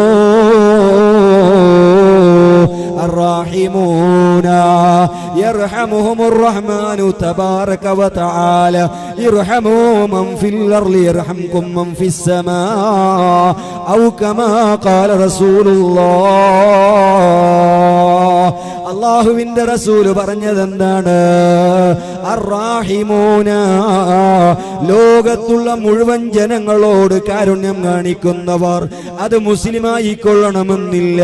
മുസ്ലിമീങ്ങൾക്കും അമുസ്ലിമീങ്ങൾക്കും കരുണ ചെയ്യുന്നവർ, അവർക്ക് അതേ അള്ളാഹു അവർക്ക് റഹ്മത്ത് ചെയ്യും, അള്ളാഹു അവർക്ക് റഹ്മത്ത് ചെയ്യും. ഇർഹമൂ മൻ ഫിൽ അർളി, ലോകത്തുള്ള മുഴുവൻ ജനങ്ങളോട് നിങ്ങൾ കരുണ കാണിക്കണേ. അള്ളാഹുവിന്റെ റസൂല് പറഞ്ഞത് മൻ ഫിൽ അർളി എന്നാ, മുസ്ലിമീങ്ങൾ എന്നല്ല, അല്ലെങ്കിൽ ഏതെങ്കിലും സുന്നികൾ എന്നല്ല. മൻ ഫിൽ അർളി, ലോകത്തുള്ള മുഴുവൻ ജനങ്ങളോട് നിങ്ങൾ കരുണ കാണിക്കണേ. യർഹംകും മൻ ഫിസ്സമാ, ആകാശഭൂമിയും നിയന്ത്രിച്ചു കൊണ്ടിരിക്കുന്ന യജമാനനായ റബ്ബ് തആല അവർക്ക് റഹ്മത്ത് ചെയ്യുന്നതാണ്. അതുകൊണ്ട് മുസ്ലിം എന്ന അമുസ്ലിം എന്നുള്ള വിവേചനമില്ലാതെ ലോകത്തുള്ള സർവ്വജനങ്ങളോട് കാരുണ്യം കാണിക്കാനല്ലേ മുഹമ്മദ് മുസ്തഫ സ്വല്ലല്ലാഹു അലൈഹി വസല്ലമ തങ്ങൾ പഠിപ്പിച്ചത്. ഇതിന്റെ അടിസ്ഥാനത്തിൽ അല്ലാഹുവിന്റെ ഔലിയാക്കൾ മുസ്ലിമീങ്ങളോട് മാത്രമല്ല അമുസ്ലിമീങ്ങളും പ്രശ്നവുമായി രോഗമായി വരുമ്പോ, അവർ ജീവിതത്തിന്റെ വിഷമങ്ങളുമായി വരുമ്പോ അവരെ സഹായിച്ചേക്കാം. ആ സഹായത്തിനാണോ വരുന്നത്, അല്ലാതെ അവരെ ഇബാദത്തെടുക്കാനല്ല, ഔലിയാക്കൾക്ക് സുജൂദിടാനല്ല, അവർക്ക് ആരാധിക്കാനല്ല. പക്ഷെ ഇത് മനസ്സിലാക്കാനുള്ള ചെറിയ ബുദ്ധിയെങ്കിലും വേണ്ടേ, ചെറിയ ഒരല്പമെങ്കിലും തലച്ചോറ് വേണ്ടേ. രണ്ടാമത്തെ ചോദ്യം എന്തായിരുന്നു അറിയോ? രണ്ടാമത്തെ വല്ലാത്തൊരു കണ്ടുപിടുത്തം എന്താണ്? ഹിന്ദുക്കള് ദുർഗയിലേക്ക് പോകുമ്പോ, ദേവസ്ഥാനത്തിലേക്ക് പോകുമ്പോ ഹണ്ണുകായി കൊണ്ടുപോകും. മുസ്ലിമീങ്ങളോ ദർഗയിലേക്ക് പോകുമ്പോ ഈത്തപ്പഴം, അതുപോലെ കട്ലമിഠായി, അതുപോലെ കൽക്കണ്ടി കൊണ്ടുപോകും. ഇതാ ആ മനുഷ്യന്റെ ഭാഷയാണ്. ഹിന്ദുക്കൾ അത് കൊണ്ടുപോയി അണ്ണുകായി കൊണ്ടുപോകും. തിരിച്ചു വരുമ്പോ അത് അണ്ണുകായി അല്ല, അത് പ്രസാദയാണ്. ഏതുപോലെ സുന്നികൾ ദർഗയിലേക്ക് ഈത്തപ്പഴം കൊണ്ടുപോകും. തിരിച്ചു വരുമ്പോ അത് ഈത്തപ്പഴമല്ല, അത് സീർണിയാണ്. തിരിച്ചു വരുമ്പോ അത് സീർണി, പോകുമ്പോ വെറും ഈത്തപ്പഴം. ഏതുപോലെ ഹിന്ദുക്കള് കൊണ്ടുപോകുമ്പോ അണ്ണുകായി, തിരിച്ചു വരുമ്പോ പ്രസാദ. ഒരു വ്യത്യാസമില്ല, ദർഗയും ദുർഗയും വ്യത്യാസമില്ല, ഒന്നിനെയാണ് നീ മനുഷ്യനെ കണ്ടുപിടുത്തോ. സുബ്ഹാനല്ലാഹ്, ലോക വിവരക്കേട്.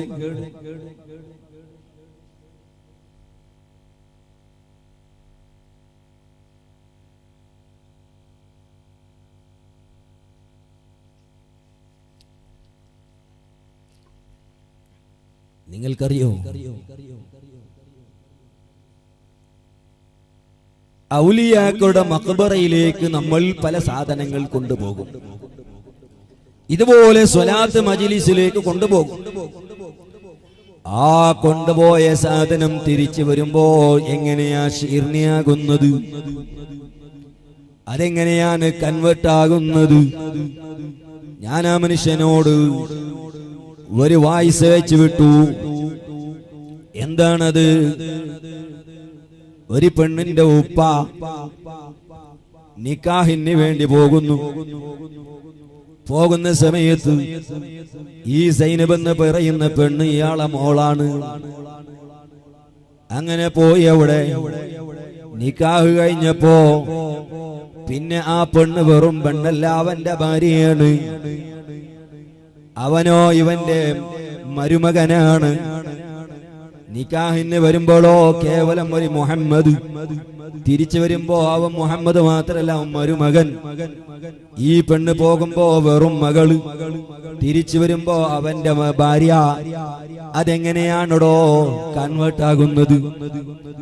ഒരാള് പള്ളി കെട്ടുന്നു, ഒരു ബിൽഡിംഗ് കെട്ടുന്നു, ആ ബിൽഡിംഗ് വെറും ബിൽഡിംഗ് ആണ്. അതേസമയം ആ ബിൽഡിങ്ങിന്റെ ഉടമ അല്ലെങ്കിൽ അതിനുമായി ബന്ധപ്പെട്ടവർ പറഞ്ഞു, ഈ ബിൽഡിങ്ങിനെ ഞാൻ പള്ളിയാക്കി എന്ന് പറഞ്ഞാലോ പിന്നെ പള്ളിയായി കൺവേർട്ടായി. ഒറ്റൊരു വാക്കാണ് അവിടെ ഉള്ളത്, ഒരൊറ്റൊരു വചനം മാത്രമാ ഉള്ളത്. അത് ഖുർആനിന്റെ വചനമല്ല. ജഅൽതു ഹാദൽ ബിനാ മസ്ജിദൻ ലില്ലാഹ്, ഈ കെട്ടിടത്തെ ഞാൻ അല്ലാഹുവിന് വേണ്ടി പള്ളിയാക്കി എന്ന് ഒറ്റ വചനമാണ്. ആ പറഞ്ഞ വചനം ഖുർആനല്ല. ഇദ്ദേഹത്തിന്റെ നാടൻ വാക്യമാണ്, കലാമുന്നാസാണത്. ആ ഒറ്റ വാക്ക് കൊണ്ട് അത് പള്ളിയായി കൺവെർട്ടാകുന്നു, അതിന് പവിത്രത വരുന്നു, അവിടെ ഇത്തികാഫിരിക്കുന്നു, അതിന് പുണ്യം വരുന്നു. എന്നാലെടോ ഔലിയാക്കളുടെ മഖാമിൽ കൊണ്ടുപോയി ഈ ഈത്തപ്പഴം വെച്ച് അവിടെ സൂറത്തുൽ ഫാത്തിഹ ഓതുന്നു. അത് നമ്മുടെ വാക്കല്ല, മനുഷ്യന്മാരുടെ വാക്കല്ല, അല്ലാഹുവിന്റെ കലാമാണ്. സൂറത്ത് യാസീൻ ഓതുന്നു. അത് ഈ ബിൽഡിങ്ങിനെ ഞാൻ പള്ളിയാക്കി എന്ന് പറഞ്ഞതുപോലെ നമ്മുടെ നാടൻ വാക്കുകളല്ല, അല്ലാഹുവിന്റെ വചനമാണ്. പരിശുദ്ധ ഖുർആനിന്റെ ഖൽബാണെന്ന് വിശേഷിക്കപ്പെട്ട ഖൽബുൽ ഖുർആനി സൂറത്തു യാസീൻ, അതേ ഖുർആനിന്റെ ഹൃദയമെന്ന് വിശേഷിപ്പിക്കപ്പെട്ട സൂറത്ത് യാസീനാണ്. ആ യാസീൻ ഓതുന്നു, സൂറത്തുൽ ഇഖ്ലാസ് ഓതുന്നു, മുഅവ്വിദതൈൻ ഓതുന്നു. അത് ഓതുമ്പോഴേക്ക് നീ കൊണ്ടുപോയ സാധനം വെറും ഈത്തപ്പഴമാകാതെ അത് ശീരണിയായി കൺവേർട്ടാകുന്നുടോ. അതിന് ബറക്കത്ത് വരുന്നു. ജഅൽതു ഹാദൽ ബിനാ മസ്ജിദൻ ലില്ലാഹ്, ഈ കെട്ടിടത്തെ ഞാൻ അല്ലാഹുവിന് വേണ്ടി പള്ളിയാക്കി എന്ന് പറയുമ്പോ ആ ഒറ്റ ചെറിയ വചനം കൊണ്ട് അത് പള്ളിയായി. അതിൽ ഇത്തികാഫിരുന്നാൽ പുണ്യമുണ്ട്, അതിൽ നിസ്കരിച്ചാൽ കൂടുതൽ കൂലിയുണ്ട്. അവിടെ മറ്റേതെങ്കിലും ഭൗതിക വാക്കുകൾ സംസാരിക്കാൻ പാടില്ല, അവിടെ കച്ചവടം നടത്താൻ പാടില്ല, അവിടെ ജനാപത്തുകാരന് പോകാൻ പാടില്ല. എന്തേ കാരണം? അവൻ പറഞ്ഞത് ചെറിയ വചനം മാത്രമാണ്. ഈ വാക്ക് അവന്റെ വാക്കാണ്, ഖുർആനിന്റെ വാക്കല്ല. ആ ഒറ്റ ഒരു വാക്കുകൊണ്ട് ആ സ്ഥലത്തിന് പവിത്രത വന്നിട്ടുണ്ടെങ്കിൽ അതേ അവിടെ ഈത്തപ്പഴം വെച്ചുകൊണ്ട് അല്ലാഹുവിന്റെ കലാം ഓതുമ്പോ അതിന് പവിത്രത വരാതിരിക്കുമോ? അതിന് പവിത്രതയില്ലാതിരിക്കുമോ? ഇത് മനസ്സിലാക്കാനുള്ള ചെറിയ ബുദ്ധി വേണം. അതുകൊണ്ടല്ലേ മുഹമ്മദുർ റസൂലുള്ളാഹ് ഇമാം മുസ്ലിം സ്വഹീഹിൽ റിപ്പോർട്ട് ചെയ്തതായി കാണാം. എല്ലാ ദിവസവും അല്ലാഹുവിന്റെ റസൂൽ സുബഹി നിസ്കരിച്ച് പള്ളിന്റെ പുറത്ത് വരുമ്പോ അതാ മദീനയിൽ താമസിക്കുന്ന എല്ലാ ജനങ്ങളും അവരെ കയ്യിൽ ഒരു പാത്രത്തിൽ വെള്ളം പിടിച്ചുകൊണ്ട് ക്യൂ നിൽക്കുന്നു. എന്തിനാ ക്യൂ നിൽക്കുന്നത്? അല്ലാഹുവിന്റെ റസൂലിന് കൈമുക്കി കൊടുക്കാനാ. കൈമുക്കിയാലോ അത് ശീരണിയാണ്. കൊണ്ടുപോകുമ്പോൾ വെറും വെള്ളമാണ്, തിരിച്ചു വരുമ്പോൾ അത് ശീരണിയാ. എങ്ങനെയാണോ അത് ശീർണിയായത്? അവൻ ചോദിക്കുകയാ. കൊണ്ടുപോകുമ്പോൾ ഈത്തപ്പഴമായത് തിരിച്ചു വരുമ്പോ ശീർണിയാകണമെങ്കിൽ അതിനെ ചാർജ് ആക്കുന്നുണ്ടോ? ബാറ്ററിക്ക് നമ്മൾ ചാർജ് ചെയ്യുന്നത് പോലെ ഈ ഈത്തപ്പഴത്തിനും കൽക്കണ്ടിക്കും അല്ലെങ്കിൽ മറ്റ് സാധനങ്ങൾക്ക് അവിടെ ചാർജ് ചെയ്യാറുണ്ടോ എന്നാ ചോദിക്കുന്നത്. എടോ അല്ലാഹുവിന്റെ റസൂല് ആ വെള്ളത്തിലേക്ക് ചാർജ് ചെയ്തതാണോ? ഇത് മനസ്സിലാക്കാനുള്ള ബുദ്ധി വേണ്ടേ? ബുദ്ധിയുള്ളവൻ വഹാബി ആകൂല, ബുദ്ധിയുള്ളവൻ വഹാബി ആകൂല. ലോകത്തിലെ ഏറ്റവും വലിയ വിഡ്ഢികൾ ഉണ്ടെങ്കിൽ അത് വഹാബികളാണ്. ഒരല്പമെങ്കിലും തലച്ചോറുള്ള മനുഷ്യൻ വഹാബി ആകൂല. ചില ചെറുപ്പക്കാരുണ്ട് വാട്സപ്പിന്റെ കാലമല്ലേ ഈ വാട്സപ്പിൽ കുറെ ചെറുപ്പക്കാർ ഇങ്ങനെ വാദിക്കാൻ തുടങ്ങിയിട്ടുണ്ട്. വാദിക്കുന്നതിന് കുഴപ്പമൊന്നുമില്ല, പക്ഷേ വിവരമില്ലാത്ത ആളുകൾ വാദിക്കാൻ പോകണ്ട. അതിനെ സംബന്ധിച്ച് അറിയാത്തവർ ആ പണിക്ക് നിൽക്കണ്ട. അങ്ങനെ ആരെങ്കിലും ഗ്രൂപ്പിൽ ആഡ് ചെയ്തിട്ടുണ്ടെങ്കിൽ ഉടനെ ലെഫ്റ്റ് ആകുക. അറിയാത്ത പണിക്ക് എന്തിനാ പോകുന്നത്? ചില ചെറുപ്പക്കാരിങ്ങനെ നിന്ന് ചില വോയിസ് ക്ലിപ്പുകളും വീഡിയോ ക്ലിപ്പുകളും കൊടുത്തയച്ച് പറയും ഉസ്താദിന്റെ മറുപടി നിങ്ങൾ ആഡ് ചെയ്യണോ എന്ന് ചിലർ ചോദിക്കും. ഞങ്ങൾക്ക് ഈ പണിയാ വാട്സപ്പിൽ നിന്നിട്ട് വിരാന്തന്മാരോട് സംസാരിക്കൽ. ഗ്രൂപ്പിൽ ആഡ് ചെയ്തിട്ട് വഹാബികളോട് ഏതോ മൂലയിരിക്കുന്ന ഗൾഫിൽ ഓൻ പണിയെടുത്തിട്ട് ഒരു വേറെ ഡ്യൂട്ടി ഒന്നും ഉണ്ടാവില്ല. ഓന് ഒരു ഡ്യൂട്ടി ഇല്ല. ഇവന്റെ ജോലി കഴിഞ്ഞു ഇവൻ റൂമിൽ മിണ്ടാതിരിക്കുകയാണ്. ഞങ്ങൾക്ക് ആയിരക്കണക്കിന് പണിയുണ്ട്. ഇങ്ങനെ ഗ്രൂപ്പിൽ ആഡ് ചെയ്ത് ചർച്ച ചെയ്യാനല്ലേ നമ്മളെ പണി. അപ്പൊ ഞാൻ പറഞ്ഞു വന്നത്, വിവരമില്ലാത്തവർ ചർച്ചക്ക് നിൽക്കണ്ട, അവരുടെ പ്രസംഗങ്ങൾ കേൾക്കാൻ പോകണ്ട. അവരുടെ പ്രസംഗം കേൾക്കൽ ഹറാമാണ്. ഇൽമില്ലാത്തവർ, വിവരമില്ലാത്തവർ മുബ്തദികളുടെ പ്രസംഗം കേൾക്കുന്നത് ഹറാമാണ്. ഇത് എന്റെ വകയിലല്ല. ഇമാം ഇബ്നു ഹജർ അൽ ഹൈതമി റളിയല്ലാഹു അൻഹു വളരെ കൃത്യമായി എഴുതി വെച്ചത് കാണാം. മുബ്തദിഇന്റെ പ്രസംഗവും അവന്റെ വാക്കുകളും കേൾക്കുന്നത് ഹറാമാണ്. യഹ്റുമു, ഹറാം എന്ന് തന്നെയാണ് ഇമാം ഇബ്നു ഹജർ തങ്ങൾ പറഞ്ഞത്. അതുകൊണ്ട് ചെറുപ്പക്കാരെ, ഗീബത്ത് കേൾക്കുന്നത് എങ്ങനെ ഹറാമാണോ, കളവ് പറയുന്നത് കേൾക്കൽ എങ്ങനെ ഹറാമാണോ, ചീത്ത പറയുന്നത് കേൾക്കുന്നത് എങ്ങനെ ഹറാമാണോ, ഇതുപോലെ വഹാബിന്റെ പ്രസംഗം കേൾക്കുന്നത് ഹറാമാണ്. കിതാബിലുണ്ടോ? അതേ ഉണ്ട്, ഞാൻ കാണിച്ചു തരാം. എന്തിനാ ഇത് പറയുന്നത്? ചിലപ്പോ പറയും വഹാബികൾ, അത് മുസ്ലിയാർ പറയുന്നതിന് ഞങ്ങളെ പ്രസംഗം കേട്ടാ വഹാബിയാവും, അത് പേടിച്ചിട്ടാണ്.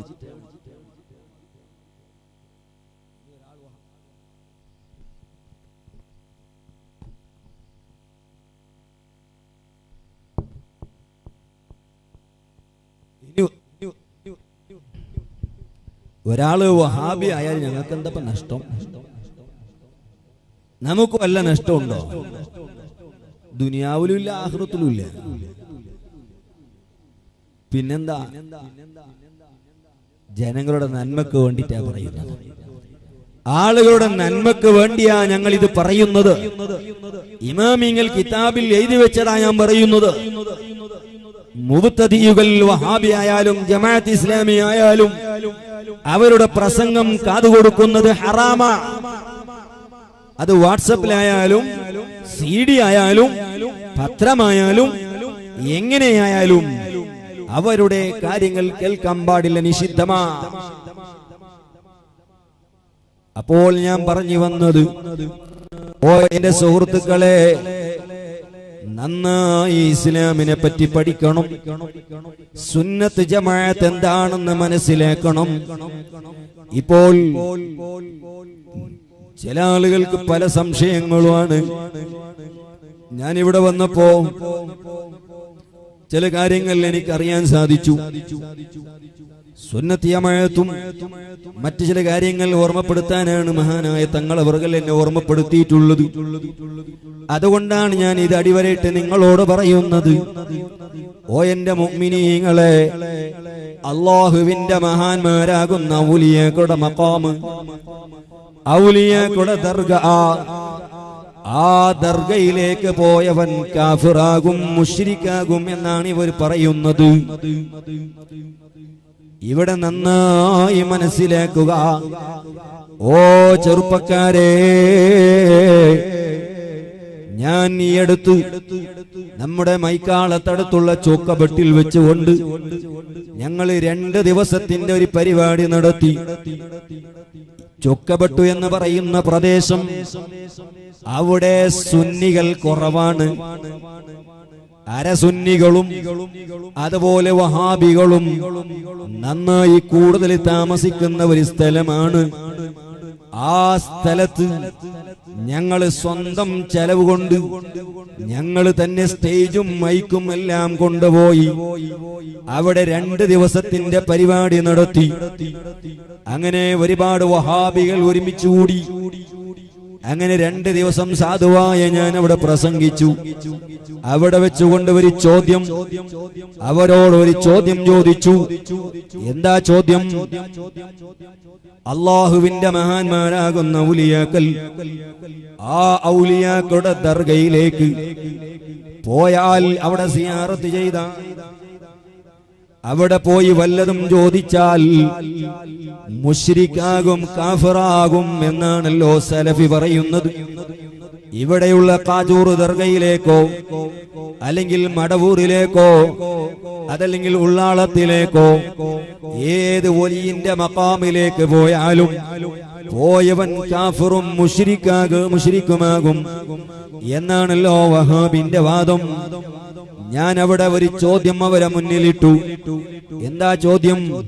ഇങ്ങനെ ഔലിയാക്കളുടെ മഖാമിലേക്ക്, അള്ളാഹുവിന്റെ ഔലിയാക്കളുടെ ദർഗയിലേക്ക് പോയാൽ കാഫിറാകും എന്ന് ലോകത്ത് ഏതെങ്കിലും ഒരു ഇമാം ഏതെങ്കിലും ഒരു കിതാബിൽ എഴുതിയത് കാണിച്ചു തന്നാൽ, ഞാൻ താമസിക്കുന്ന എന്റെ വീടും എന്റെ വീട് നിൽക്കുന്ന സ്ഥലവും നിങ്ങൾക്ക് ഞാൻ എഴുതിത്തരാം. ഇവിടെ ഇരിക്കുന്ന ആയിരക്കണക്കിലായ ജനങ്ങൾ സാക്ഷികളാണ്.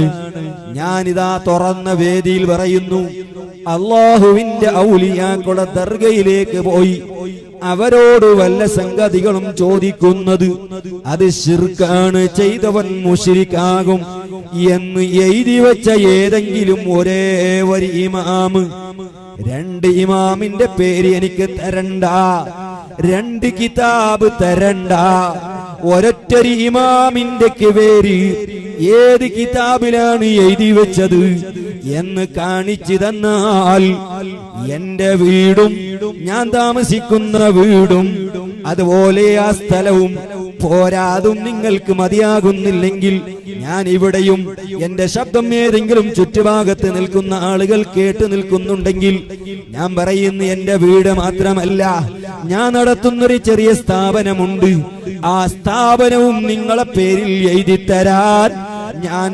റെഡിയാണ്. ആരെങ്കിലും ഏറ്റെടുക്കുന്നവരുണ്ടോ? ഒരൊറ്റൊരു ഇമാമിന്റെ പേര് തന്നാ മതി.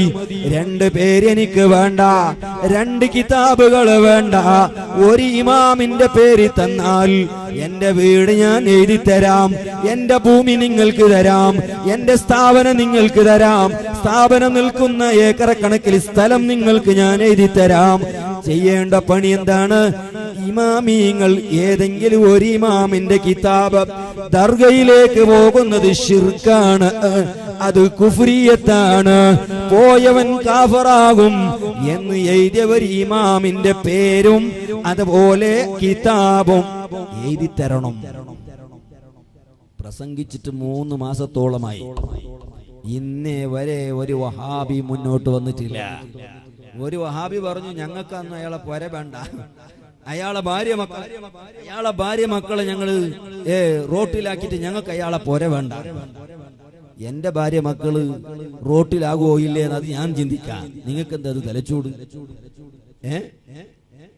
എന്റെ ഭാര്യ മക്കൾക്കും ഞാൻ വേറെ വീടിന്റെ വ്യവസ്ഥ ചെയ്യാം, അത് നിങ്ങൾ പേടിക്കണ്ട. നിങ്ങൾ ചെയ്യേണ്ട പണി എന്താ? ഒരൊറ്റൊരു ഇമാമിന്റെ പേര്, 2 ഇമാം ഞാൻ ചോദിച്ചിട്ടില്ല. പക്ഷെ ആരായിരിക്കണം? ഇമാമിങ്ങളായിരിക്കണം. സക്കരിയ സലാഹിന്റെ പേര് എഴുതാൻ പറ്റൂല. മുജാഹിദ് ബാലുശ്ശേരിന്റെ പേരും ഏതെങ്കിലും വഹാബിന്റെ പുസ്തകം കൊണ്ടുതന്നേൽ അത് പറ്റൂല. ഏതെങ്കിലും ഇമാമിങ്ങൾ, ആധികാരികമായ പ്രാമാണികമായ ഇമാമിങ്ങൾ, 1400 വർഷത്തിന്റെ പാരമ്പര്യമുണ്ടല്ലോ ഇസ്ലാമിന്. ഈ ഇസ്ലാമിൽ ലക്ഷക്കണക്കിൽ ഇമാമിങ്ങൾ വന്നുപോയിട്ടുണ്ട്, ലക്ഷക്കണക്കിൽ കിതാബുകളുണ്ട്. ഏതെങ്കിലും ഒരൊറ്റൊരു കിതാബിൽ എഴുതിയത് കാണിച്ചു തന്നാൽ, ഞാൻ പറഞ്ഞു ഇവിടെയും അത് പ്രഖ്യാപിക്കുകയാണ്. കാരണം ഇത് നമ്മുടെ പരിപാടി ഓൺലൈനിലുണ്ട്. അപ്പോൾ ചിലപ്പോൾ ഗൾഫിലൊക്കെ വഹാബികൾ കാതു കൊടുത്തിട്ടുണ്ടാകും.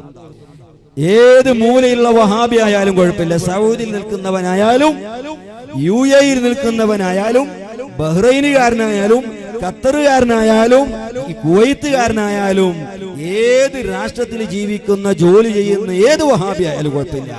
എന്റെ ചോദ്യം ഞാൻ ഇവിടെ ആവർത്തിക്കുകയാ. എന്താണ് ആ കാര്യം കാണിച്ചു തന്നാൽ എന്റെ വീട് നിൽക്കുന്ന ഭൂമി, ഞാൻ നടത്തുന്ന സ്ഥാപനം ആ വഹാബികൾക്ക് എഴുതി തരാം. ആരെങ്കിലും ഉണ്ടോ? ബഹുമാനപ്പെട്ട തങ്ങള് നമ്മുടെ സദസ്സിലേക്ക് കടന്നു വരുന്നു. അല്ലാഹു അക്ബർ, അല്ലാഹു അക്ബർ, അല്ലാഹു അക്ബർ, ലാ ഇലാഹ ഇല്ലല്ലാഹു വല്ലാഹു അക്ബർ, അല്ലാഹു അക്ബർ വലില്ലാഹിൽ ഹംദ്.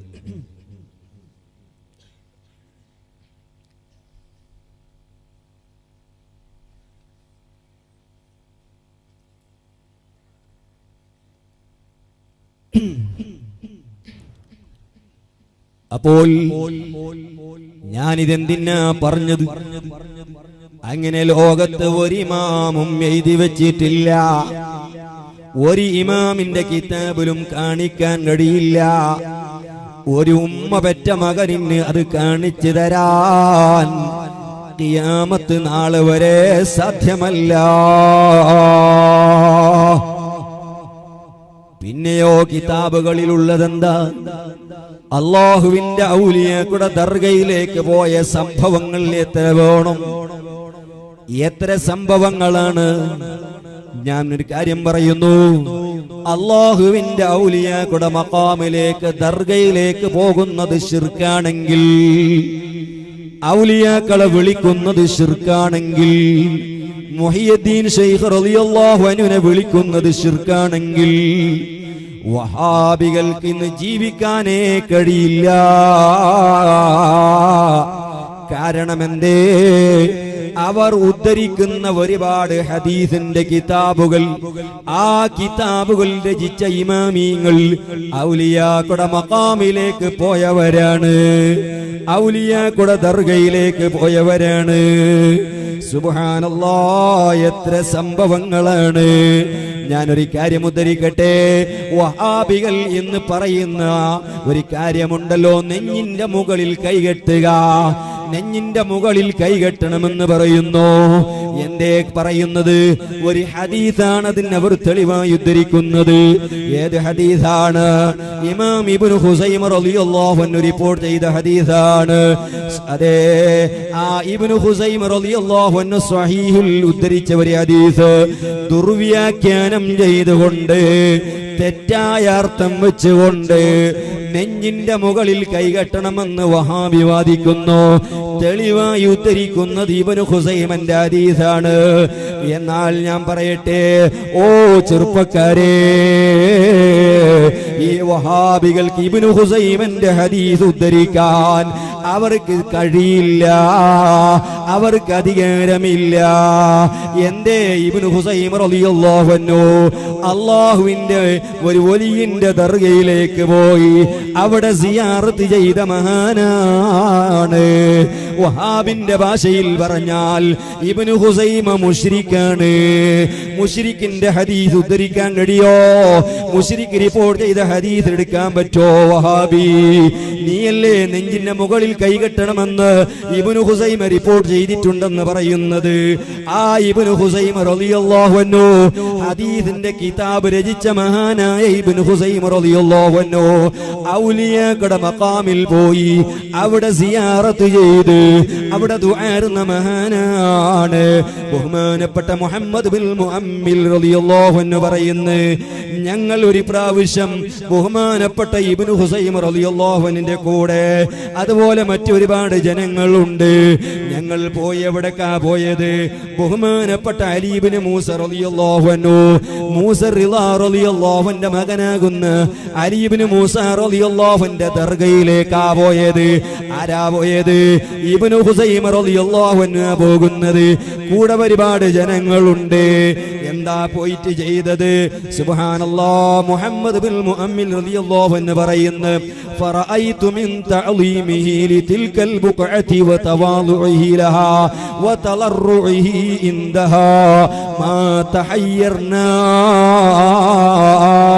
മുഹമ്മദ് ബിൻ മുഅമ്മിൽ റളിയല്ലാഹു അൻഹു പറയുന്നു, മഹാനായ ഇബ്നു ഹുസൈമ റളിയല്ലാഹു അൻഹു അലി ഇബ്നു മൂസ റിളാ റളിയല്ലാഹുവിന്റെ ദർഗയിൽ പോയി, ആ മഖബറയിൽ പോയി സിയാറത്ത് ചെയ്തുകൊണ്ട് ആ ദർഗയെ ബഹുമാനിക്കുന്ന രംഗം കണ്ടപ്പോ, അതിനെ ആദരിക്കുന്നത് കണ്ടപ്പോ, അവിടെ ദ്വാരന്ന് താന്ന് വീണ് അപേക്ഷിക്കുന്ന, ദ്വാരക്കുന്ന, കരഞ്ഞുകൊണ്ട് ദ്വാരക്കുന്ന രംഗം കണ്ടപ്പോ തഹയ്യർന,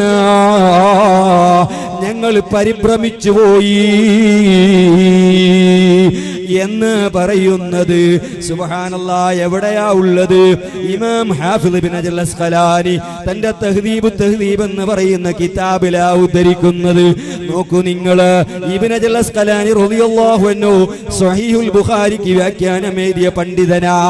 ആ ഇമാം ഇബ്നു ഹജർ അസ്ഖലാനി ഇത് ഉദ്ധരിച്ചത് ലോക മുസ്ലിമീങ്ങളെ കാഫിറാക്കാനാണോ മുശ്രിക്കീങ്ങളാക്കാനാണോ ഉദ്ധരിക്കുന്നത്?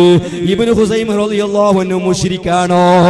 ആ ഇബ്നു ഹുസൈമിന്റെ ഹദീസ് ഉദ്ധരിക്കാൻ വഹാബിക്ക് നിനക്ക് എങ്ങനെ അധികാരമുള്ളത്? നീ എങ്ങനെയാണോ ഇബ്നു ഹുസൈമിന്റെ ഹദീസ് റിപ്പോർട്ട് ചെയ്യുന്നത്?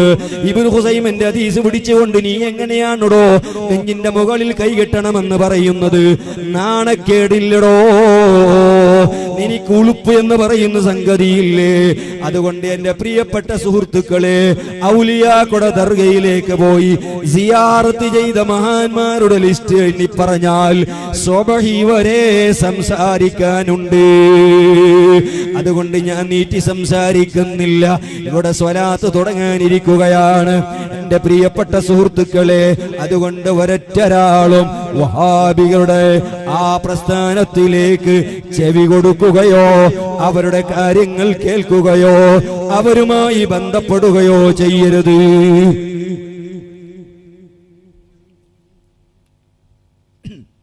എന്റെ പ്രിയപ്പെട്ട മുഅ്മിനീങ്ങളെ നിർത്തുന്നു. സുന്നത്ത് ജമാഅത്ത് അത് ഇമാമിങ്ങൾ പഠിപ്പിച്ച പ്രസ്ഥാനമാണ്, ഔലിയാക്കൾ പഠിപ്പിച്ച പ്രസ്ഥാനമാണ്.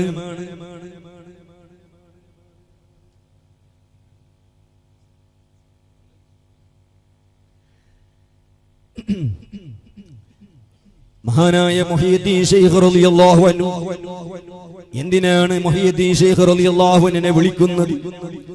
എന്തിനാണ് ഖുതുബിയ്യത്ത് നടത്തുന്നത്? അതിന് ഒരുപാട് തെളിവുകളുണ്ട്. പരിശുദ്ധ ഖുർആനിൽ തെളിവുദ്ധരിക്കാൻ കഴിയും, അതേ ഹദീസുകളെ കൊണ്ട് തെളിവുദ്ധരിക്കാൻ കഴിയും. ബഹുമാനപ്പെട്ട ഇബ്നു അബ്ബാസ് റളിയല്ലാഹു അൻഹു അതേ കാലിന് തരിപ്പുണ്ടായപ്പോ, അബ്ദുല്ലാഹി ഇബ്നു ഉമർ റളിയല്ലാഹുവിന്റെ കാലിന് തരിപ്പുണ്ടായപ്പോ അവിടുന്ന് വിളിക്കുന്നു, യാ മുഹമ്മദ്, അല്ലാഹുവിന്റെ റസൂലിനെ വിളിക്കുന്നു. അല്ലാഹുവിന്റെ റസൂൽ ആ വഫാത്തായി പോയ നബി സല്ലല്ലാഹു അലൈഹി വസല്ലമ തങ്ങളെ വിളിച്ചപ്പോ അതേ കാലിന്റെ തരിപ്പ് പെട്ടെന്ന് തന്നെ മാറി കിട്ടുന്നു. ഉസ്മാൻ ഇബ്നു ഹുനൈഫ റളിയല്ലാഹു അൻഹു റിപ്പോർട്ട് ചെയ്ത ഹദീസിൽ കാണാം, നബി സല്ലല്ലാഹു അലൈഹി വസല്ലമ തങ്ങൾ തന്നെ വിളിക്കാൻ പഠിപ്പിച്ചു കൊടുത്തു. اللهم إني أسألك وأتوجه إليك بنبيك نبي الرحمة يا محمد. അല്ലാഹുവിന്റെ റസൂലിനെ പ്രശ്നങ്ങൾ വരുമ്പോൾ, പ്രതിസന്ധികൾ വരുമ്പോൾ, കഷ്ടപ്പാടുകൾ വരുമ്പോൾ വിളിക്കാൻ അല്ലാഹുവിന്റെ റസൂൽ ലോകത്തോട് പഠിപ്പിച്ചു കൊടുത്തതാണ്. ഇങ്ങനെ മഹാന്മാരെ വിളിക്കാനും സ്വാലിഹീങ്ങളെ വിളിക്കാനും ഒരുപാട് തെളിവുകളുണ്ട്. ബഹുമാനപ്പെട്ട ഹുസൈൻ റളിയല്ലാഹു അൻഹു കർബലയിൽ കൊല ചെയ്യപ്പെട്ടപ്പോ ഹുസൈൻ റളിയല്ലാഹുവിന്റെ സഹോദരിയാകുന്ന സൈനബ് റളിയല്ലാഹു അൻഹ കർബലയിൽ നിന്ന് വിളിച്ചു പറയുന്നു, യാ മുഹമ്മദാ, യാ മുഹമ്മദാ. ആ ഇറാഖിൽ നിന്ന് എത്രയോ 1000 കിലോമീറ്റർ അകലെയുള്ള മദീനത്ത് അന്തിവറങ്ങുന്ന മുഹമ്മദ് റസൂലുള്ളാഹ്, ആ റസൂലുള്ളാഹിനെ കർബലയിൽ നിന്ന് സൈനബ് റളിയല്ലാഹു അൻഹ വിളിച്ച സംഭവം ഇമാം ഇബ്നു കസീർ തന്റെ അൽ ബിദായയിൽ റിപ്പോർട്ട് ചെയ്തതായി കാണാൻ കഴിയും. ഇങ്ങനെ ഔലിയാക്കളെ മഹാന്മാരെ വിളിക്കാൻ പരിശുദ്ധ ഇസ്ലാമിൽ തെളിവുണ്ട് കേട്ടോ. അത് സ്വഹാബത്ത് കാണിച്ചു തന്നതാണ്, താബിഊകൾ കാണിച്ചു തന്ന മാർഗമാണ്, പരിശുദ്ധ ഖുർആൻ പഠിപ്പിച്ചതാണ്. അതുകൊണ്ട് ചെറുപ്പക്കാരെ, വഹാബിന്റെ വസ്വാസ് കേട്ട് സുന്നത്ത് ജമാഅത്ത് നിന്ന് വ്യതിചലിച്ചു പോകണ്ട. ലോകത്ത് വഹാബിസം ബാൻ ചെയ്യപ്പെടുമ്പോ, നിരോധിക്കപ്പെടുമ്പോ നിങ്ങൾ അതിൽ പോയി കണ്ണികളായി നിങ്ങളെ ദുനിയാവും ആഖിറവും നഷ്ടപ്പെടുത്തി കളയണ്ട. അല്ലാഹു നമ്മെ സലാമത്താക്കി തെരുമാറാകട്ടെ. ഈമാനോടെ ജീവിച്ചുകൊണ്ട് ഈമാനോടെ മരിക്കാൻ അല്ലാഹു നമുക്ക് തൗഫീഖ് നൽകുമാറാകട്ടെ. പരിശുദ്ധ സുന്നത്ത് ജമാഅത്തിന് വേണ്ടി ആത്മാർത്ഥമായി പ്രവർത്തിക്കാൻ, ഖിദ്മത്തെടുക്കാൻ അല്ലാഹു നമുക്ക് തൗഫീഖ് നൽകുമാറാകട്ടെ. സുന്നത്ത് ജമാഅത്തിന്റെ പ്രവർത്തകരാകണം, സുന്നത്ത് ജമാഅത്തിന്റെ സംഘടനകൾ പ്രവർത്തിക്കണം. SYS, SSF തുടങ്ങിയുള്ള സുന്നത്ത് ജമാഅത്തിന്റെ സംഘടനകളിൽ ആത്മാർത്ഥമായി പ്രവർത്തിക്കുക. അതുപോലെ ഇന്ന് നേതൃത്വം കൊടുക്കുന്ന മഹാനായ സുൽത്താനുൽ ഉലമ കാന്തപുരം ഉസ്താദ്, അല്ലാഹു ആഫിയത്തുള്ള ദീർഘായുസ് നൽകുമാറാകട്ടെ. ബഹുമാനപ്പെട്ട പൊന്മുള ഉസ്താദ്, സുലൈമാൻ ഉസ്താദ്, പേരോട് ഉസ്താദ് തുടങ്ങിയുള്ള മഹാരഥന്മാരാകുന്ന ആലിമീങ്ങൾ അല്ലാഹു ആഫിയത്തുള്ള ദീർഘായുസ് കൊടുക്കുമാറാകട്ടെ. ഓ എന്റെ പ്രിയപ്പെട്ടവരെ, ആ മഹാന്മാർ നമുക്ക് കാണിച്ചു തരുന്ന ഒരു മാർഗമുണ്ട്, ആദർശമുണ്ട്, പ്രസ്ഥാനമുണ്ട്. അത് പരമ്പരാഗതമായി ഉസ്താദുന്മാരിൽ നിന്ന് കിട്ടിയ ആദർശമാണ്. അതുകൊണ്ട് അതിൽ നിന്ന് വ്യതിചലിച്ചു പോയി ഏതെങ്കിലും വിവരമില്ലാത്ത ജാഹിലുകളാകുന്ന, മദ്രസയിൽ പോലും ശരിക്കും പഠിക്കാത്ത പടുജാഹിലിന്റെ വസ്വാസിന്റെ പിന്നാലെ പോയി നിങ്ങളെ ദുനിയാവും ആഖിറവും നഷ്ടപ്പെടുത്തി കളയണ്ട. അല്ലാഹു നമ്മെ കാക്കുമാറാകട്ടെ. ഇവിടെ നടക്കുന്ന ഈ മഹത്തായ പരിപാടി ഖിയാമത്ത് നാൾ വരെ അല്ലാഹു നിലനിർത്തി തരുമാറാകട്ടെ. ഇതിന് നേതൃത്വം കൊടുക്കുന്ന മഹാനായ തങ്ങളവറുകൾക്ക് അല്ലാഹു ആഫിയത്തുള്ള ദീർഘായുസ് നൽകുമാറാകട്ടെ. ഇതിനു വേണ്ടി പ്രവർത്തിക്കുന്ന, അധ്വാനിക്കുന്ന ഈ നാട്ടിലെ കമ്മിറ്റി ഭാരവാഹികളും ചെറുപ്പക്കാരും അതുപോലെ ഇതിനെ സഹായിക്കുന്ന എല്ലാ ജനങ്ങളും അല്ലാഹു ആഫിയത്തുള്ള ദീർഘായുസ് നൽകുമാറാകട്ടെ. എല്ലാവരുടെയും ഞങ്ങളുടെയും അവരുടെയും ഹലാലായ ഉദ്ദേശങ്ങൾ അല്ലാഹു പൂർത്തിയാക്കി തരുമാറാകട്ടെ എന്ന് മാത്രം ദുആ ചെയ്തുകൊണ്ട് ഞാൻ എന്റെ പ്രസംഗം നിർത്തുന്നു. എന്റെ പ്രിയപ്പെട്ടവരെ, നിങ്ങളൊക്കെ എനിക്ക് വേണ്ടി, അതുപോലെ ഞാൻ ഒരു ചെറിയ സ്ഥാപനം നടത്തുന്നുണ്ട്, ദാറുൽ മുസ്തഫ മോറൽ അക്കാഡമി എന്ന് പറയുന്ന ഒരു സ്ഥാപനം.